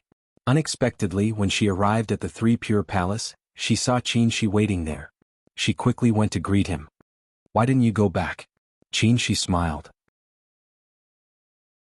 Instead of answering, he asked, the person who came was Ling Yunha? Mo Chinga nodded. I was about to discuss this matter with you. Let's go back first. Qin didn't say anything. The two of them left the main peak together and returned to their Immortal's Cave on Clear Spring Peak. As they flew, Ling Yunha, who was following behind the steward, raised his head and looked at the two figures in the clouds. He then heaved a long sigh. When they returned to Submerged Abyss Valley, none of the disciples were there. Even Xiaoguzi and Xiaozue went to the main peak to help. Only Xiaofeng stayed behind to guard the entrance. The two of them simply didn't enter the Immortal's Cave. Instead, they randomly chose a rock floating on the water and sat down, leaning against the mountain and watching the water. Ling Yunha came to deliver a message. Mo Chinga told him about her meeting with Ling Yunhe. In the end she said, if it's really about the sacrificial temple, I have to go there. She pondered for a while then asked, is Ling Yunhe trustworthy? It should be, Mo Chinga commented. Although he's also good at scheming, he always plays overt schemes instead of conspiracies. I think his character is more trustworthy than most people. But we made a big enemy with Juyin sect in Yunzhong. Mo Chinga smiled and shook her head. Ling Yunhe disdains using this kind of method to take revenge. I believe that. All right. She didn't dwell on this matter anymore. He said, I believe you. Mo Chinga turned to look at him and smiled gently. Then what did Nye Wuxiang mean? She frowned slightly. The sacrificial temple has appeared. Come quickly. Which sacrificial temple is it and how did it appear? Ling Yunhe sent a message saying she was entangled by Devil Monarch Moon Shadow. Is that because of this? I can confirm the location of several sacrificial temples. The first was the Azure Dragon, which had been destroyed in the East Sea. The second was the Vermilion Bird, which was in a secret place in the Sea of Returning Ruins. It was impossible to enter now, and even if it did, it would be useless. The Vermilion Bird Bow and the Prime Fiend Steel were no longer there. The White Tiger was in the westernmost Fengsha city, where the nascent soul cultivators of the Immortal Allies were stationed. The rest are the Black Tortoise and the Kirin. The Black Tortoise is in the Jialing Mountain in the clouds, but I have never been there. The Kirin doesn't know. She lightly tapped his knuckles. The first three are already worthless. Nye Wuxiang's in Yunzhong, so the one that appeared in the world is most likely Black Tortoise Sacrificial Temple. In addition, the Qilin is also possible, if it is also in the clouds. Mo Chinga continued on, Ling Yunhe isn't in a hurry at all, so for now there hasn't been anyone fighting for it. What about Demon Lord Yuing? What's going on? Mo Chinga thought for a while then said, I'll ask Ling Yunhe tomorrow. She neither objected nor agreed to it. The two of them chatted for a while more before going back to cultivate. The next day some people had already returned home, so Xianqing School suddenly became a lot more empty. Mo Chinga and she went to see Lord Daoist Jinghe and reported this matter. Lord Daoist Jinghe was very cautious, so he simply ran to the Three Pure Hall on the main peak and called all the nascent soul Lord Daoists there.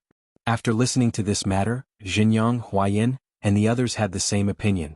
They thought they should go, but they had different opinions on whether they should go with Ling Yunhe and whether they could be trusted. After discussing for a long time, they finally reluctantly reached an agreement. Shoujing Qingwei, this is your fated chance so you can make the decision, Lord Daoist Jinyang said. But there's one thing you must pay attention to. If Juyin sect has other people accompanying them, you must stall for time. We'll also send someone to go. Lord Daoist Jinyang originally planned to take another person with them, but unfortunately they couldn't find anyone to go. Jinyang, Miaoi, and Xianin had to represent Xianqing School in Kuanzhong City. Now that most of Tiandao sect's forces had withdrawn from the Immortal Alliance, the responsibility fell on Xianqing School, so 3 people were already the least. Jinghe and Huayan guarded the mountain gate. Jinghe was still training disciples, and Huayan was helping Jinghe and stabilizing his realm. Lingxi could have gone with them, but unfortunately he was cultivating a secret technique at a critical moment.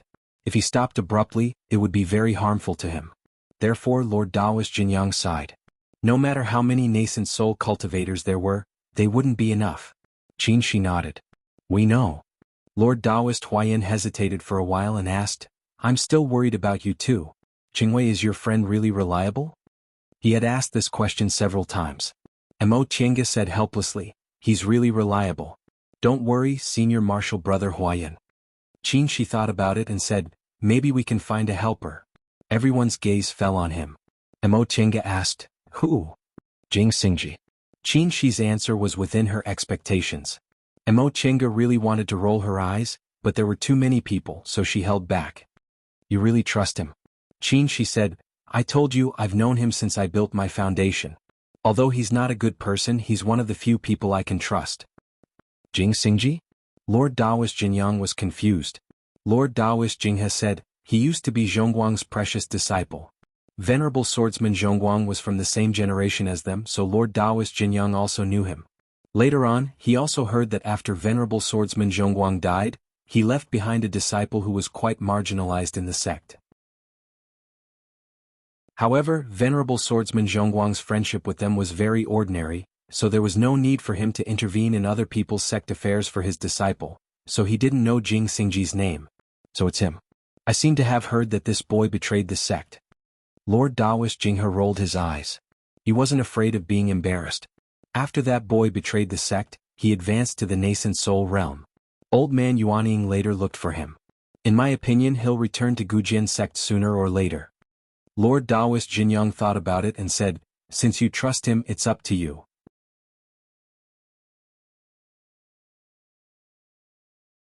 Chapter 629. Ling Yunhe expressed that he did not know anything about the Moon Shadow Demon Lord. Coincidentally, he met the Moon Shadow Demon Lord who was chasing after Tian Can. Tian Can had no choice but to ask him to deliver a message and promise to invite him along. Mo Chenga was worried. Devil Monarch Yueing is one of the 3 great devil cultivators in the late nascent realm in Yunzhong. If Nie Wuxiang is being chased by him, what if? Qin Shi said, look at Ling Yunhe. He's not anxious at all, so he knows Nie Wuxiang isn't in danger for the time being. No matter what, she's Master Song Feng's disciple. She was only in the core formation realm, yet she was able to cross the South Sea by force, so it's obvious that she has some treasures in her hands. It probably won't be a problem for her to escape. Mo Chenga felt what he said was reasonable. She was confused because she was too concerned. Since he decided to ask Jing Xingji to go with him, Qin Shi didn't delay. On the same day he personally went to the Wind Breath Valley on Mount Jiuling in Jin Country. Mo Chenga stayed behind to entertain Ling Yunhe. Now that Xianqing School had built a large number of transporting formations, it was much more convenient to travel. Qin Shi first teleported to the border between Kunwu and the secular world, then flew. In just half a day he arrived at Fengshi Valley. After she entered Wind Breath Valley, she met Shang Ruan and inquired about Jing Xingji. Shang Ruan said Jing Xingji had been in closed-door meditation in the Sword Cave for 15 years. He came out of closed-door meditation a few years ago and left. She didn't say where he went, but judging from what he said, he probably went to Yunzhong. Qin Shi thanked her, then rushed back to Xianqing School. When Mo Chenga heard about this, she said, that being the case, we have no other choice. Maybe we'll be able to find him if we go to Yunzhong. Qin Shi thought about it. He couldn't say nothing just because Jing Xingji didn't want to go. The next day they took the spirit beasts with them, handed the cave to the disciples, and left with the cloud-soaring crane. They first followed the cloud-soaring crane to the nameless town next to Kuanzhong City, and then used the long-distance transporting formation to Yunzhong. After that, they borrowed the transporting formation of Juyin sect and arrived at Sky Snow City on the same day. Mo Chenga had to admit that the level of cultivation in Yunzhong was indeed higher than in the Celestial Pole. Not to mention the fact that the average cultivation level of the cultivators here was higher, their daily lives were also more convenient. There were transporting formations in many places that they could use. After returning to Sky Snow City, Ling Yunhe summoned Ling Yishuan and asked him about Nie Wuxiang. Ling Yishuan reported that according to the latest news, they seemed to have been lingering in the North Sea and had not returned to Yunzhong. The original North Sea in Yunzhong was the South Sea in the Celestial Pole before the world changed. However, after the world changed, Yunzhong moved northward, and the original North Sea, which was the South Sea in the Celestial Pole, was now located south of Yunzhong and east of the Celestial Pole. Now in Yunzhong, North Sea referred to the true northernmost sea. The northernmost sea was extremely barren. Apart from some vicious beasts, there were no signs of human habitation. Because of the harsh conditions, the sea beasts were few in number and powerful. Ling Yunhe said that the Sea of Endless Ruin couldn't even be compared to it. Even nascent soul cultivators didn't want to go there. Once Mo Chenga heard what he said, she became very cautious and carefully inquired about the situation in the northernmost sea. Fortunately, Ling Yunhe was prepared and explained everything to them in detail. In the North Sea, the most dangerous thing was the aurora that covered the entire sea all year round. The magnetic force it contained disrupted the 5 elements, and it was difficult to determine yin and yang. Nascent soul cultivators' cultivation would be greatly reduced if they were in it. The area where the aurora shone was known as the Arctic Circle. Next was the shattering wind, which contained a strange power. Every time it blew past, space would become unstable, and there was almost no way to resist it. The only way was to avoid it. Mo Chenga thought it was probably because of these 2 reasons that Devil Lord Moonshadow couldn't do anything to Nie Wuxiang. Ling Yunhe finally revealed his situation when they arrived at Sky Snow City. He formed his nascent soul 20 years after he came back from the Sea of Endless Ruin. Although he didn't get the vermilion bird bow back then, it could be considered a blessing in disguise. His meridians were connected by the vermilion bird's breath, which broadened his meridians and tempered them to be incomparably strong, so he didn't face any obstacles when he formed his nascent soul. After he formed his nascent soul, he stepped down from his position as the head of Jiyin sect and became the Grand Supreme Elder. Ling Yunhe formed his nascent soul before her. When they were in the Sea of Endless Ruin, he was still in the late stage of the core formation realm. In just 20 years, he crossed the peak stage of the core formation realm and entered the nascent soul realm. It was clear how much benefit the vermilion bird's breath brought him. Thinking up to this point, Mo Chenga felt a little relieved. At least they didn't harm Ling Yunhe too badly. Thinking about this, Mo Chenga said jokingly, "Fellow Taoist Ling, now that the two of us are under Jiyin sect's nose, your sect won't take this opportunity to retaliate, right?"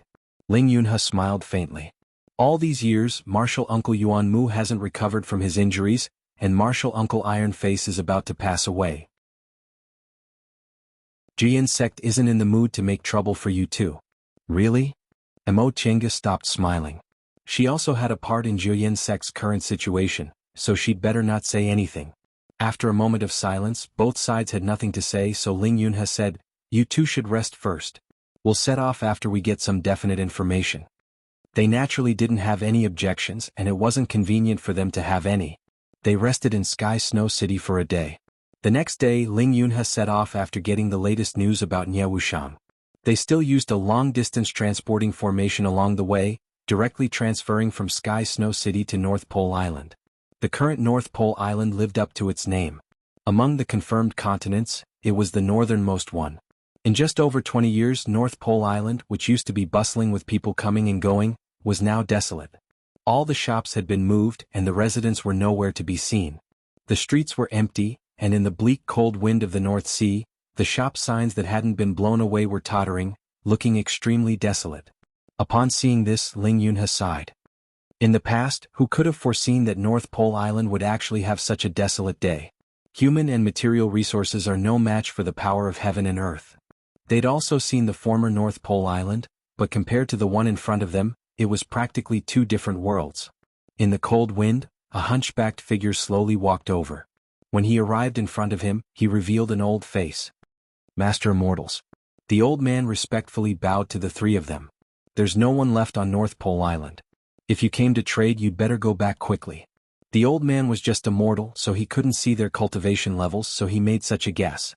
In the first few years after the world changed, cultivators who had just come out of closed-door meditation often came to North Pole Island to hunt beasts and trade without knowing the inside story. Unfortunately, their trip was in vain. "Old man, thank you for reminding us, but we didn't come to trade," Ling Yunhe replied with a pleasant expression. Grandpa. Before the old man could say anything, a call came from not far away. A sturdy teenager came looking for them. "Grandpa." This teenager was an aura-refining cultivator with spiritual roots. When he saw the old man, he ran over happily. In the next moment, when he saw the three of them, his smile disappeared and he greeted them with a bit of fear. Junior greets seniors. His cultivation level was too low, so he also couldn't see their actual realms, but their powerful auras couldn't be faked. He guessed that since they were a bit stronger than foundation-building cultivators, they should be in the core formation realm, right? No need to be so polite. Ling Yunhe raised his hand and gestured for the teenager to leave. He asked, "There's no one left on North Pole Island. Why haven't you left?" The teenager said, "It's my grandpa who refuses to leave. He said he lived on North Pole Island all his life and didn't want to leave his hometown." Ling Yunhe frowned slightly. "But this place is no longer suitable for people to live in." Although North Pole Island wasn't in the Arctic Circle, it was very close. From time to time, auroras would leak out and the tail of the wind would also sweep here. The old man's face was full of vicissitudes. He sighed and said, "I don't have many years to live. Just let me die here. This grandson of mine is filial. I told him to leave a few years ago, but he refused." Ling Yunhe looked at the teenager and said, "Do you know that if you live here for a long time, your body will be damaged and your future achievements will be affected?" Once the old man heard that, he hurriedly pulled his grandson. "Good grandson, is this true?" The teenager was silent for a long time before he nodded. "I know, but I can't leave my grandpa behind." "Good grandson, it's hard to leave one's homeland." Ling Yunhe sighed. He took out a jade bottle from his robe and handed it to the teenager. "This bottle of medicinal pills is used for body tempering, so it won't be a big problem to resist the auroras and hurricanes. Your grandpa is old and weak, so he can only eat one pill at most. You can use the rest to temper your body." The teenager was surprised and happy. "Senior, take it." The teenager took it, then knelt down and kowtowed without saying anything. "Thank you, Senior." The old man beside him also bowed repeatedly. "Thank you, Master Immortal. Thank you, Master Immortal. You're really kind." "It's nothing. No need to thank me," Ling Yunhe said faintly. He then turned to Mo Chinga and Qin Shi and said, "Let's go." After he said that, he took the lead and flew far away. Mo Chinga and Qin Shi looked at each other, then followed him. They could see that Ling Yunhe's behavior was very strange this time. Although the original Ling Yunhe valued friendship, he would never show it on his face, let alone be so sentimental. Mo Chinga couldn't figure it out, and Qin Shi knew even less about Ling Yunhe. After thinking for a long time, she directly asked, "Fellow Taoist Ling." Ling Yunhe didn't stop and only answered faintly, "N?" She said, "Did something happen to you?" Ling Yunhe didn't answer for a long time. He was flying in the front, so she couldn't see his expression. After a long time, she heard his soft voice. "If everything is destroyed, what's the point of fighting?" "Everything is destroyed." Since Qin Shi suddenly stopped moving, Mo Chinga also stopped. Ling Yunhe flew for a while but didn't see them following him, so he had to turn back. "What's wrong with you two?" Qin Shi stared at him. "What do you mean by, everything is destroyed?" Ling Yunhe smiled and said carelessly, "I just said it casually. I'm afraid not." Qin Shi also smiled. "Although we don't have a big grudge, we have a grudge with Jian sect for stealing treasures. The current predicament of your two late-stage nascent soul cultivators is more or less related to us. Under such circumstances, how could ordinary people be willing to associate with us? Not only did you not care about it, but you also traveled thousands of miles just to pass a message." Qin Shi's expression turned cold. "Fellow Taoist Ling, if you still have sincerity, you'd better tell me the truth." Ling Yunhe stared at him but didn't say anything. Qin Shi didn't force him, but he also didn't give up. He looked at him calmly. Suddenly Ling Yunhe smiled and looked at Mo Chinga. "If it was someone else I wouldn't, but she..."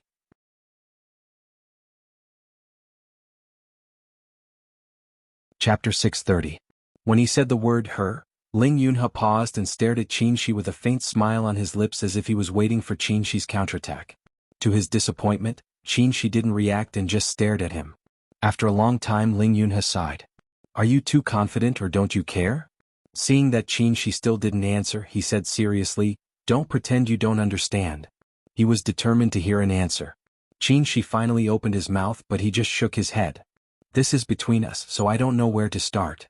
He didn't have the habit of telling other people about his love affairs, and he didn't need to. Ling Yunhe was stunned. After a long time, he smiled bitterly. "Forget it. Why should I look for trouble?" His eyes regained their clarity and he said, "I'll tell you about this, but now isn't the time." "When is that?" Qin Shi didn't want to be brushed off. "When I calm down." Ling Yunhe said something that wasn't calm at all and was about to turn around. However, he heard Mo Chinga's voice from behind him. "Do you also know the reason why the distant past and Middle Ages world were destroyed?" Ling Yunhe suddenly stopped and turned around. Mo Chinga stared at him without blinking. Their conversation just now was out of the blue, so she didn't really understand. However, she somewhat understood what Ling Yunhe said just now. Everything would be destroyed. Aside from the thing they knew, what else could be called, everything would be destroyed? Ling Yunhe must know something. After a long time, Ling Yunhe asked, "How do you know?" "Sure enough, you know." Mo Chinga didn't answer but just stared at him. Ling Yunhe sighed again. He had been sighing a lot lately. He said, "Let's go find fellow Taoist Tiankin first. The longer we wait, the harder it will be to find him." Mo Chinga only thought for a few seconds before she agreed. All right. Compared to this matter, she cared more about Nie Wuxiang's safety. As if nothing had happened, the three of them flew towards the depths of the North Sea again. The further north they flew, the stronger the sea breeze became. In the end, it faintly carried the power to tear everything apart. When it blew past, the surrounding space became extremely unstable. Ling Yunhe reminded, "This is the splitting wind. We will soon enter the Arctic Circle. Under the aurora, the splitting wind will be even stronger. If we encounter the eye of the storm, there's no other way but to hide." The sky grew darker and darker, but the northern sky gradually lit up with a layer of fluorescent light. This fluorescent light was colorful like fog and lightning. It was extremely gorgeous, as if an immortal had held a brush and waved it freely, leaving behind a thick and colorful brush stroke. However, this extremely beautiful scenery was accompanied by a threatening killing intent. Right after the three of them entered the range of the aurora, Missouri Tienga's and Qin Shi's protective spiritual light suddenly emitted smoke. Ling Yunhe stopped and said, "The aurora has magnetic forces. It's best if the two of you have some special means of protection." Mo Tienga and Qin Shi glanced at each other. Between the two of them, Qin Shi specialized in fire, but it seemed he wasn't very useful at the moment. As for Mo Tienga, she learned a lot of things, but unfortunately her strongest defensive magic weapon, the white silk handkerchief, had been destroyed. The two of them pondered for a while. Mo Tienga summoned the 8 trigrams of Tai Chi while Qin Shi took out a silk-like immortal robe. He waved his hand and spread it out, forming a silk cloth to protect the two of them. This immortal robe was one of the rewards from the Immortal Alliance. It came from the warehouse in Fengsha City. They had completely solved the problem of the demonic cultivators in the East Sea and made a great contribution. The Immortal Allies specially rewarded them with a lot of wealth. They were not short of spirit stones or elixirs, so they picked a few magic treasures that were more useful and left the rest in the cave abode to fill up their collection room. Ling Yunhe's gaze stopped on the immortal robe for a moment and then moved away. It was a good magic weapon, but it had no value to him. The farther north the three of them flew, the stronger the magnetic forces of the aurora became. Moreover, they couldn't hide at all. The splitting wind blew frequently, and its power was even greater than the aurora. This flight lasted for 3 days. Ling Yunhe's spies didn't dare to enter the North Sea. They just watched from the edge of the North Sea. These days they didn't find any trace of Moon Shadow Devil Master or Nie Wuxiang, so they deduced that they should still be in the North Sea.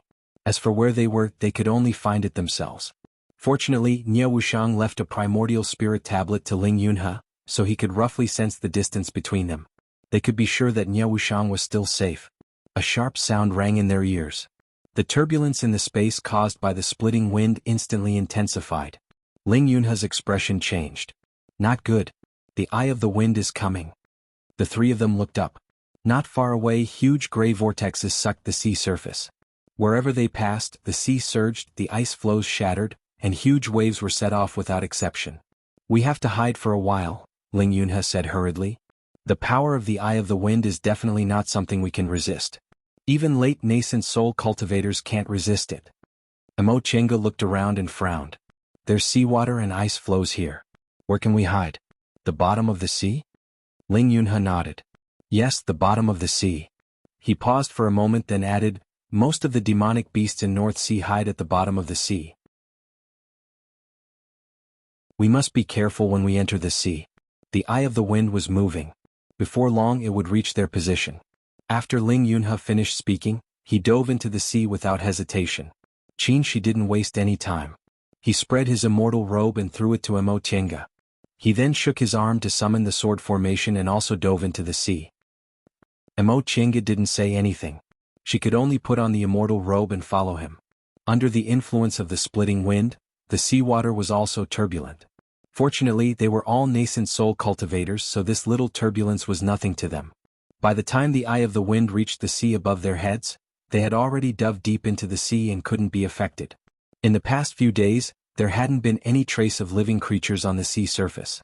It wasn't until now that they saw a vague shadow swimming in the sea. Mo Tienga watched the shadow glide by and didn't disappear for a long time. She was a bit frightened. Such a big sea beast, but its breath was so weak. She didn't think that the lack of breath was weak. Ling Yunhe said the sea beasts that could survive in North Sea were all in the nascent soul realm. Ling Yunhe was prepared. As soon as they reached the bottom of the sea, he took out a palm-sized boat-shaped magic weapon. As soon as he took out this magic weapon, it quickly became a real ship that could accommodate dozens of people. "Let's go in," he said, and opened the cabin door first. When they entered, the cabin door closed and the whole ship became a closed space. The eye of the wind might take a few days to disperse. "We'll wait here," Ling Yunhe said, then found a place to sit at the bow of the ship and meditated with his back facing them. Judging from his appearance, he didn't plan to talk to them. Mo Tienga had always been a tactful person. She pulled Qin Shi to sit in the back cabin and faced Ling Yunhe from a distance. "How are you?" she asked with concern. "I'm fine." Qin Shi knew what she was asking about. Just now, he left the immortal robe to her and only used the sword formation to protect himself. The sword formation's power was greatly reduced under the aurora light and the splitting wind. I just consumed a lot of spiritual aura, but I can still hold on. After a while, she said, in this kind of environment, our strength will decline. Needless to say, except for my natal magic weapon, the vermilion bird bow is fire element. As for you, your heaven and earth fan has all 5 elements, and your Fuxing sword and great heavenly thunder technique are thunder element. That devil monarch moon shadow is not only in the late nascent soul realm, but he also has refined corpses with him. If a devil cultivator is less affected. They were all in the middle stage of the nascent soul realm now. With the divine beast's breath on them, they still had a chance to win against the late nascent soul cultivator, but if they were weakened too much, it shouldn't be. Mo Chinga recalled her experience in Carefree Valley. Devil aura is opposite to spiritual aura, but it's still within the 5 elements and within yin and yang.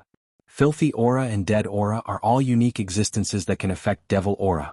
Presumably, aurora and splattering wind are the same. They shouldn't be an exception. In the end, aurora was the power of primordial magnetism, while splattering wind was the power of tearing space. These 2 kinds of power, regardless of whether they were spiritual aura or devil aura, were different. She thought about it and felt it was reasonable. I hope so. The 2 of them were silent for a while, then he suddenly said, do you know what Ling Yunhe said that day? I do. She smiled. I thought you wouldn't understand. I didn't understand at first, but after I thought about it, I understood, Mo Chinga answered honestly. She waited for a long time, but she didn't ask anything else. She couldn't help but ask again, you don't want to ask why? She looked down at her with a smile on his lips. Do I want to ask why? I never thought you weren't attractive. His reaction was too calm, as if a sea of jealousy had never appeared on him. Even at this moment he still spoke in such a flat tone. Mo Chinga said, no wonder he asked that day if you were too confident or if you didn't care. She said, what he thinks is his business. The matters between us have nothing to do with others. Now, if I don't even have this little bit of confidence, how can I be with him for thousands of years, tens of thousands of years?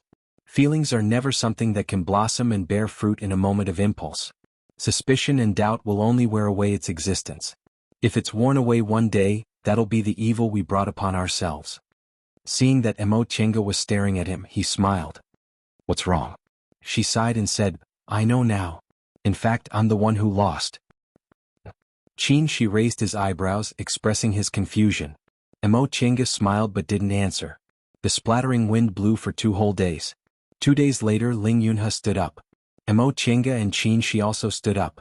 Ling Yunhe said, the eye of the wind should be gone now. Let's go up. They were about to answer when the hull of the ship suddenly shook. Ling Yunhe was startled and turned to look outside. A huge eye swept over the ship, followed by a hollow mouth with sharp teeth. This is a demonic beast from the North Sea? Mo Chinga was shocked. She had never seen such a huge sea beast in her life. It didn't have any aura on its body, but it was even more terrifying because of that. Ling Yunhe's expression was extremely unsightly. What bad luck.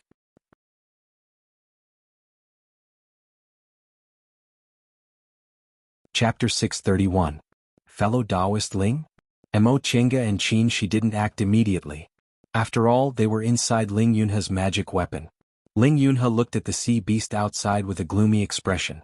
Although the 3 of us can kill this beast if we work together, it'll be a waste of time. It'll be troublesome if we get hurt. He walked forward with a determined expression. I'll try to get rid of it. Get rid of it? Before they could say anything, Ling Yunhe had already made hand seals and cast spells on the ship. In an instant, countless talismans lit up around the ship along with the spells. During this short period of time, the sea beast blinked its eyes, opened its mouth wide, and sucked hard as if it wanted to suck the ship in. The moment the ship started to tilt, all the talismans lit up.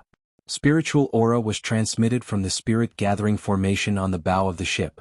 With a buzzing sound, the bow of the ship that had been sucked in suddenly broke free, turned around and shot into the darkness like an arrow. The 3 people on the ship were prepared for this. They didn't move at all. Ling Yunhe looked even more serious as he kept making hand seals. Mo Chinga turned her head to look. Outside the barrier, the sea beast seemed to be stunned for a moment. It blinked its eyes then suddenly dashed towards them. It's chasing us. Ling Yunhe didn't look back. This was his magic weapon, so he could sense the surging aura chasing them. He said, exchange the spirit gathering formation for spirit stones. The more the better. He was controlling the magic weapon and couldn't free his hands. The spirit stones on the ship hadn't been changed for several days and were about to be used up. Mo Chenga stepped forward and glanced at the spirit gathering formation providing spiritual aura on the ship. Fellow Taoist Ling, if you trust me, I'll lay another spirit gathering formation. Nonsense. Ling Yunhe interrupted her. If I don't trust you, who should I trust? Hurry up. Mo Chenga didn't say anything more. She poured out a pile of colorful, sparkling and translucent jades from her Qingquan ring, each of which emitted extremely pure spiritual aura. Ling Yunhe's eyes widened.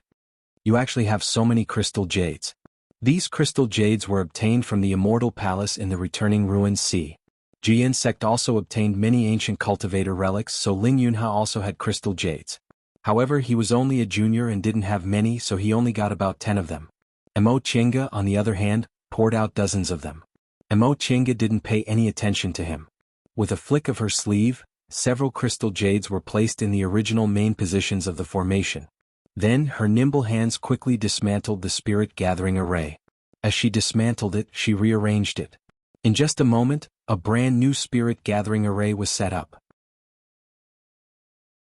During the whole process, the spiritual aura provided to Ling Yunhe was never cut off. When the dozens of crystal jades in the eye of the formation shone together, Ling Yunhe felt the pressure was lifted, and he easily steered the ship forward, breaking the waves.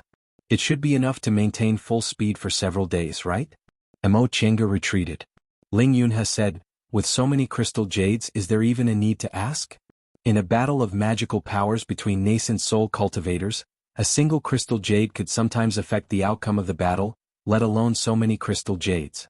If those people knew that they were only using them in the spirit gathering formation to control their magic treasures, they would probably faint from anger. Thinking of this, Ling Yunhe gritted his teeth. He didn't have many crystal jades with him. Using them like this, she was really a spendthrift. He really didn't know how Qin Shoujing endured it. Mo Chenga knew what he was thinking, but she didn't feel it was a pity at all. In any case, the crystal jades would automatically recover, so what was the point of keeping them? Spending some time came back.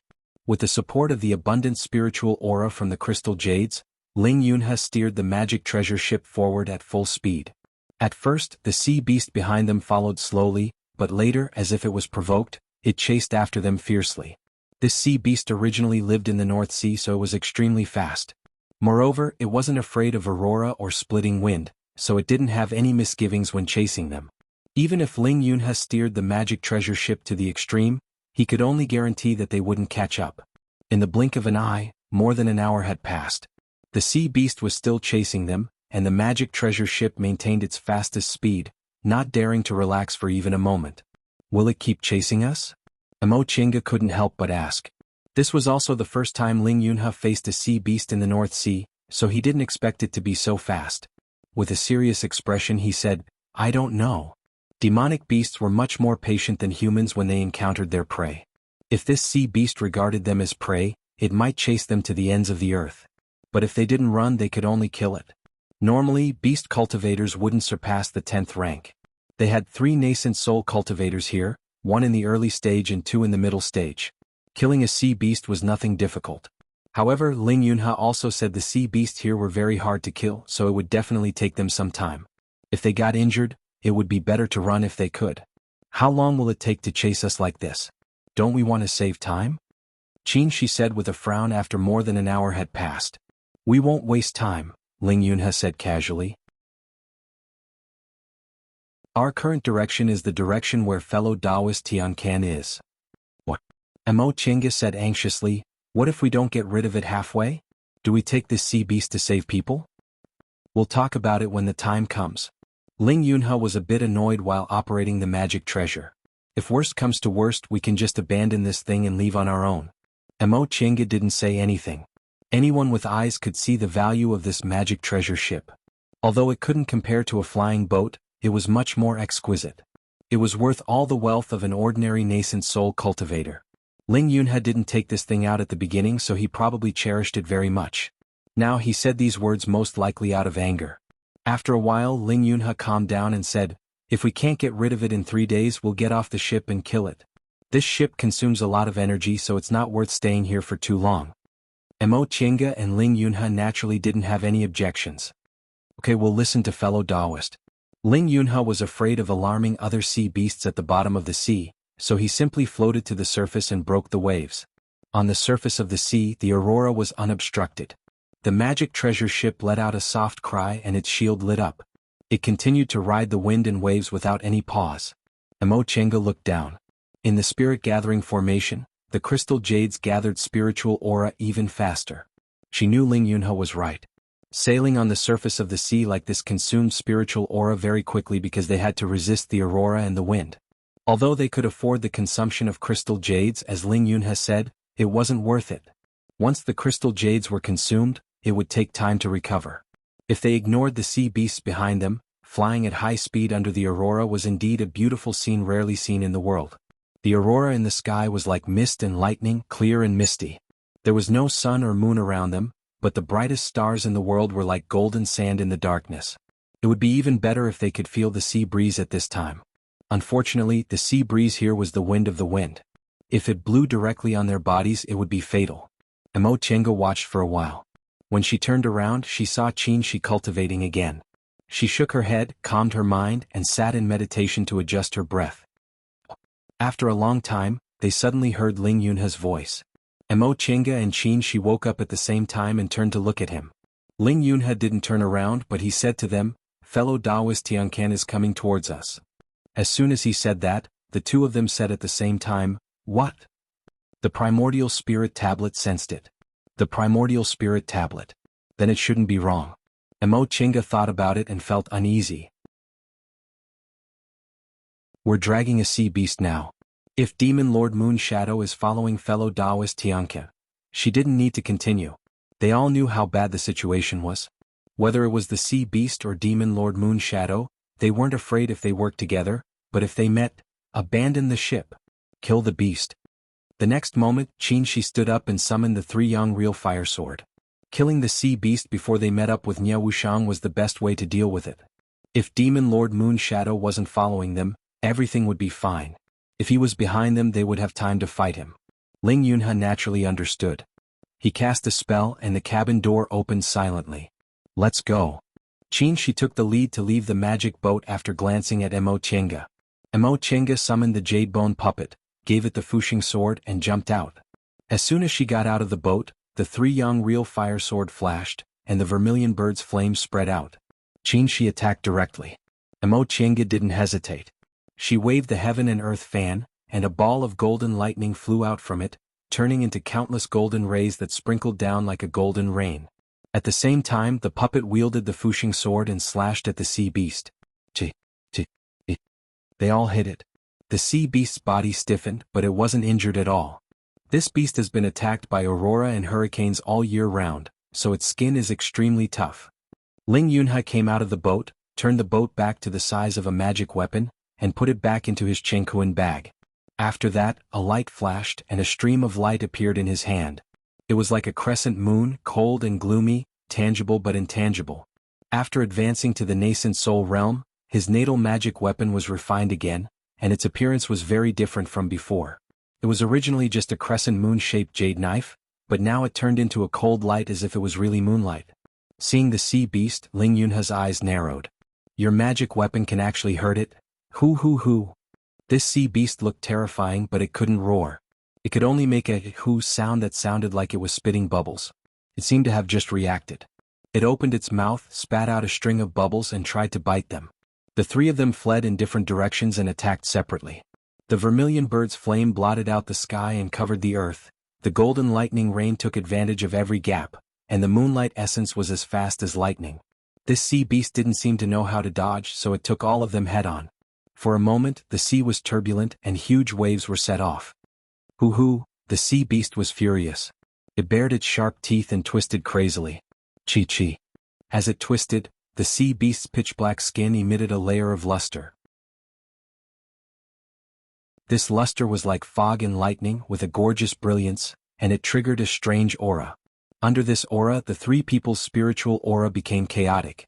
This sea beast lived in the North Sea all year round. It was attacked by aurora and hurricanes, so it had a body of copper skin and iron bones.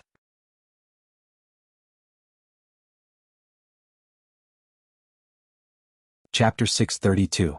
Nie Wuxiang was running for her life.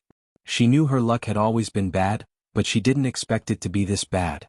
After returning from the celestial pole, she concentrated on comprehending the primordial devil great technique. Just as she got some clues, she left the closed-door meditation to participate in the Devil Cultivators trade fair, but she was targeted by Demon Monarch Yuing. She didn't know how Demon Monarch Yuing learned about the existence of the primordial devil great technique, but it was absolutely impossible for her to hand it over. Therefore, she took advantage of his unpreparedness and ran away with her secret treasure. However, he was one of the 3 great devil monarchs in Yunzhong. How could the early stage compare with the late stage? She had no choice but to think about who could help her. She didn't know many people in Yunzhong, and the 1,000-mile sound-transmitting talisman couldn't travel across the whole continent. If she hadn't met Ling Yunhe by chance, she would have fled all the way back to the celestial pole.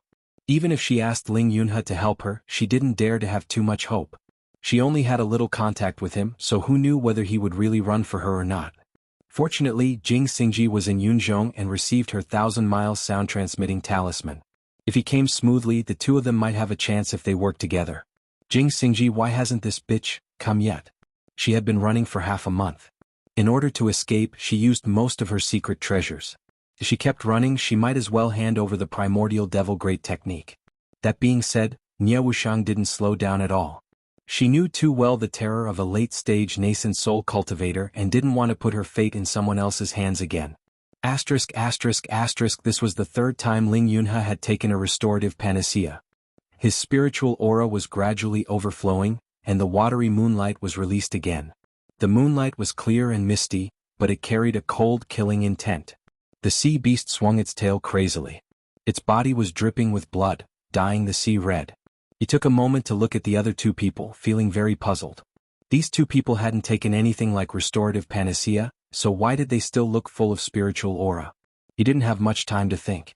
The sea beast went berserk, its strength soared, and its body was covered by aurora. Ling Yunhe retreated quickly. The moonlight sprinkled down, blocking the sea beast's attack. At the same time, a white-robed figure jumped into the sea beast's open mouth and disappeared between its sharp teeth. Ling Yunhe was startled. Just as he was about to say something, he caught a glimpse of Mo Chenga out of the corner of his eye. Only then did he realize that what he saw just now was her puppet, not her. Holding the Fuxing sword, the puppet was swallowed by the sea beast.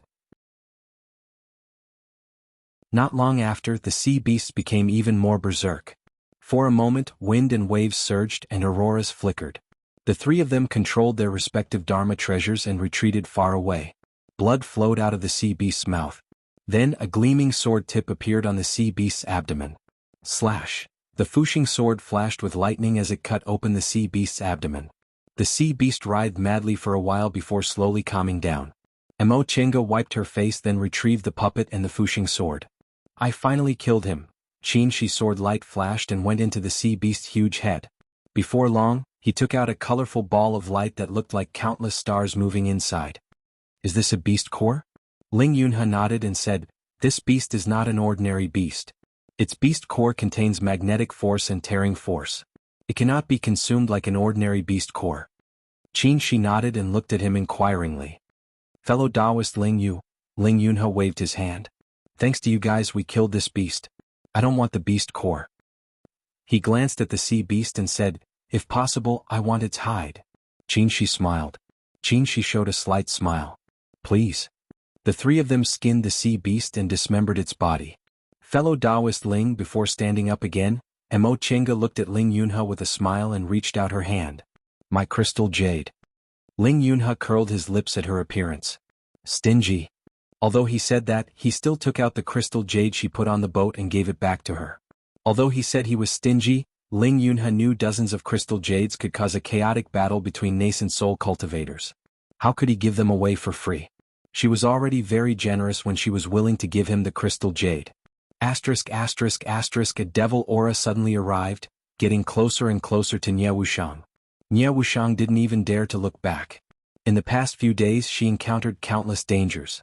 She knew Demon Lord Moon Shadow had a tracking secret skill and would catch up to her from time to time. If she hadn't stolen many of her master's secret techniques, she would have been caught by him long ago. She raised her speed to the extreme, but the devil aura behind her was still getting closer. She was anxious. Why hasn't Jing Xingji come yet? When I use up all my secret treasures, it'll be useless for him to come. With that thought in mind, she suddenly felt a strong spiritual aura fluctuation in front of her. She was delighted. There was someone. No matter who it was, the situation couldn't be worse than it was now. Nie Wuxiang took out a jade talisman surrounded by devil aura and crushed it with one finger. Her speed suddenly sped up and she flew forward. Umph. In the devil aura behind her, a figure hidden in a black cloak suddenly approached her. Little girl, do you think you're the only one with a secret technique? The voice was low and dark, and it was hard to distinguish its original tone. Demon Lord Moonshadow was still as mysterious as usual. Nie Wuxiang kept flying and said, Senior chased me for so long without using a secret technique, so it must have cost you a lot, right? How did Senior know that this is the only secret technique I have? Then try again. Demon Lord Moonshadow said, and the refined corpse beside him suddenly flew toward Nie Wuxiang. Nie Wuxiang's body flashed, and a black jade pendant blocked the refined corpse's attack.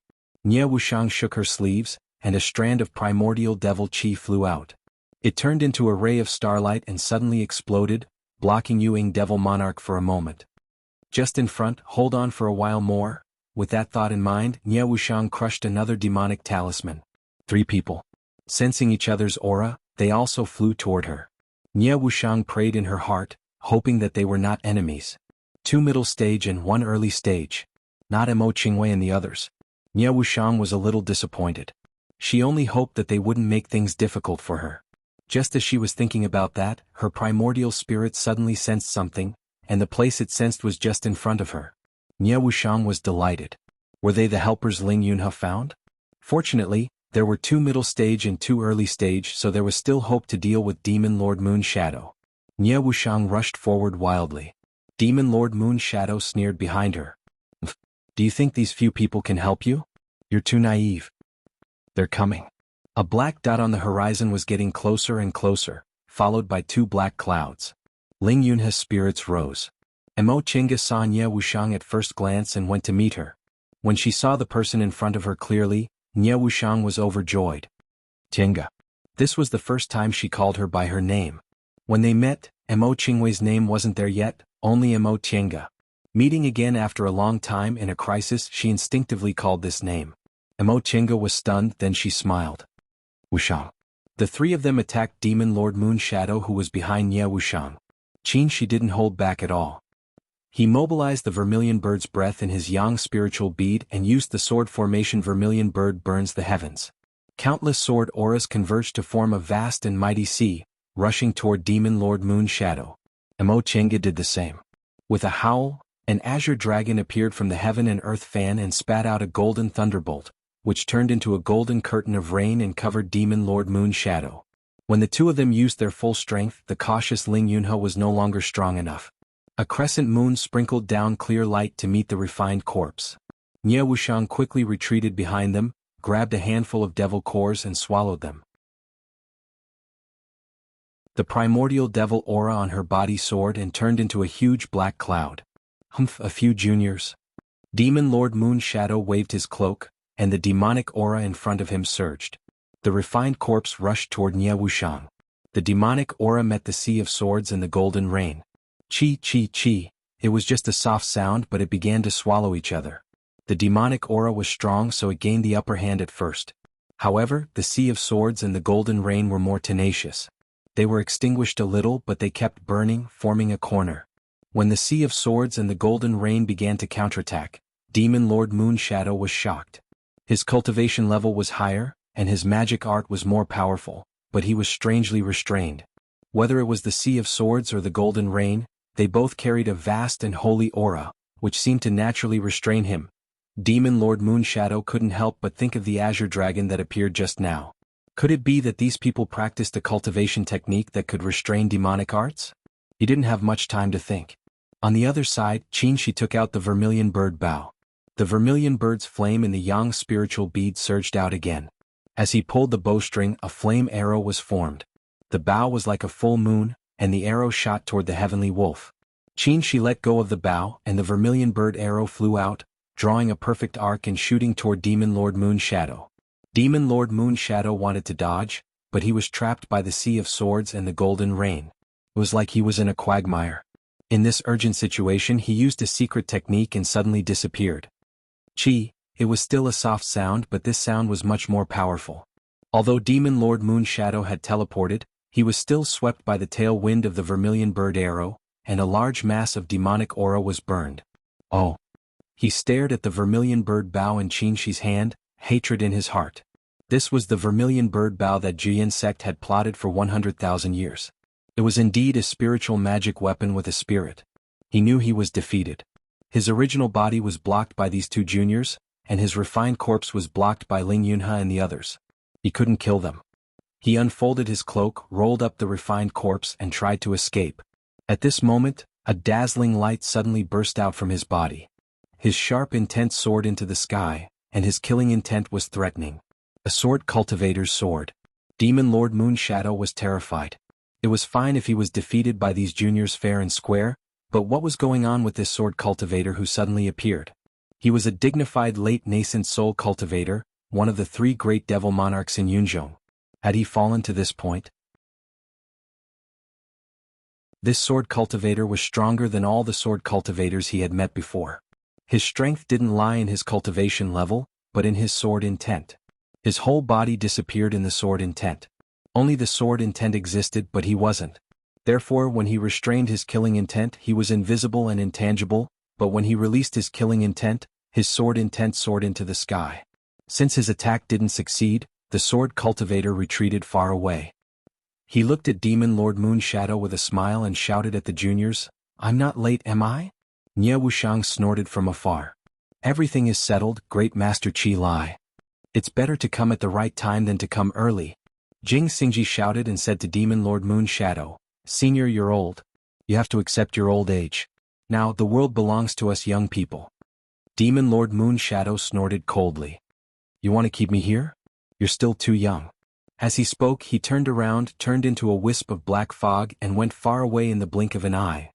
You're tuning in to the Han Li's Wuxia Chronicles YouTube channel. We're so grateful for your support, and don't forget to subscribe to join us on this incredible journey through captivating stories.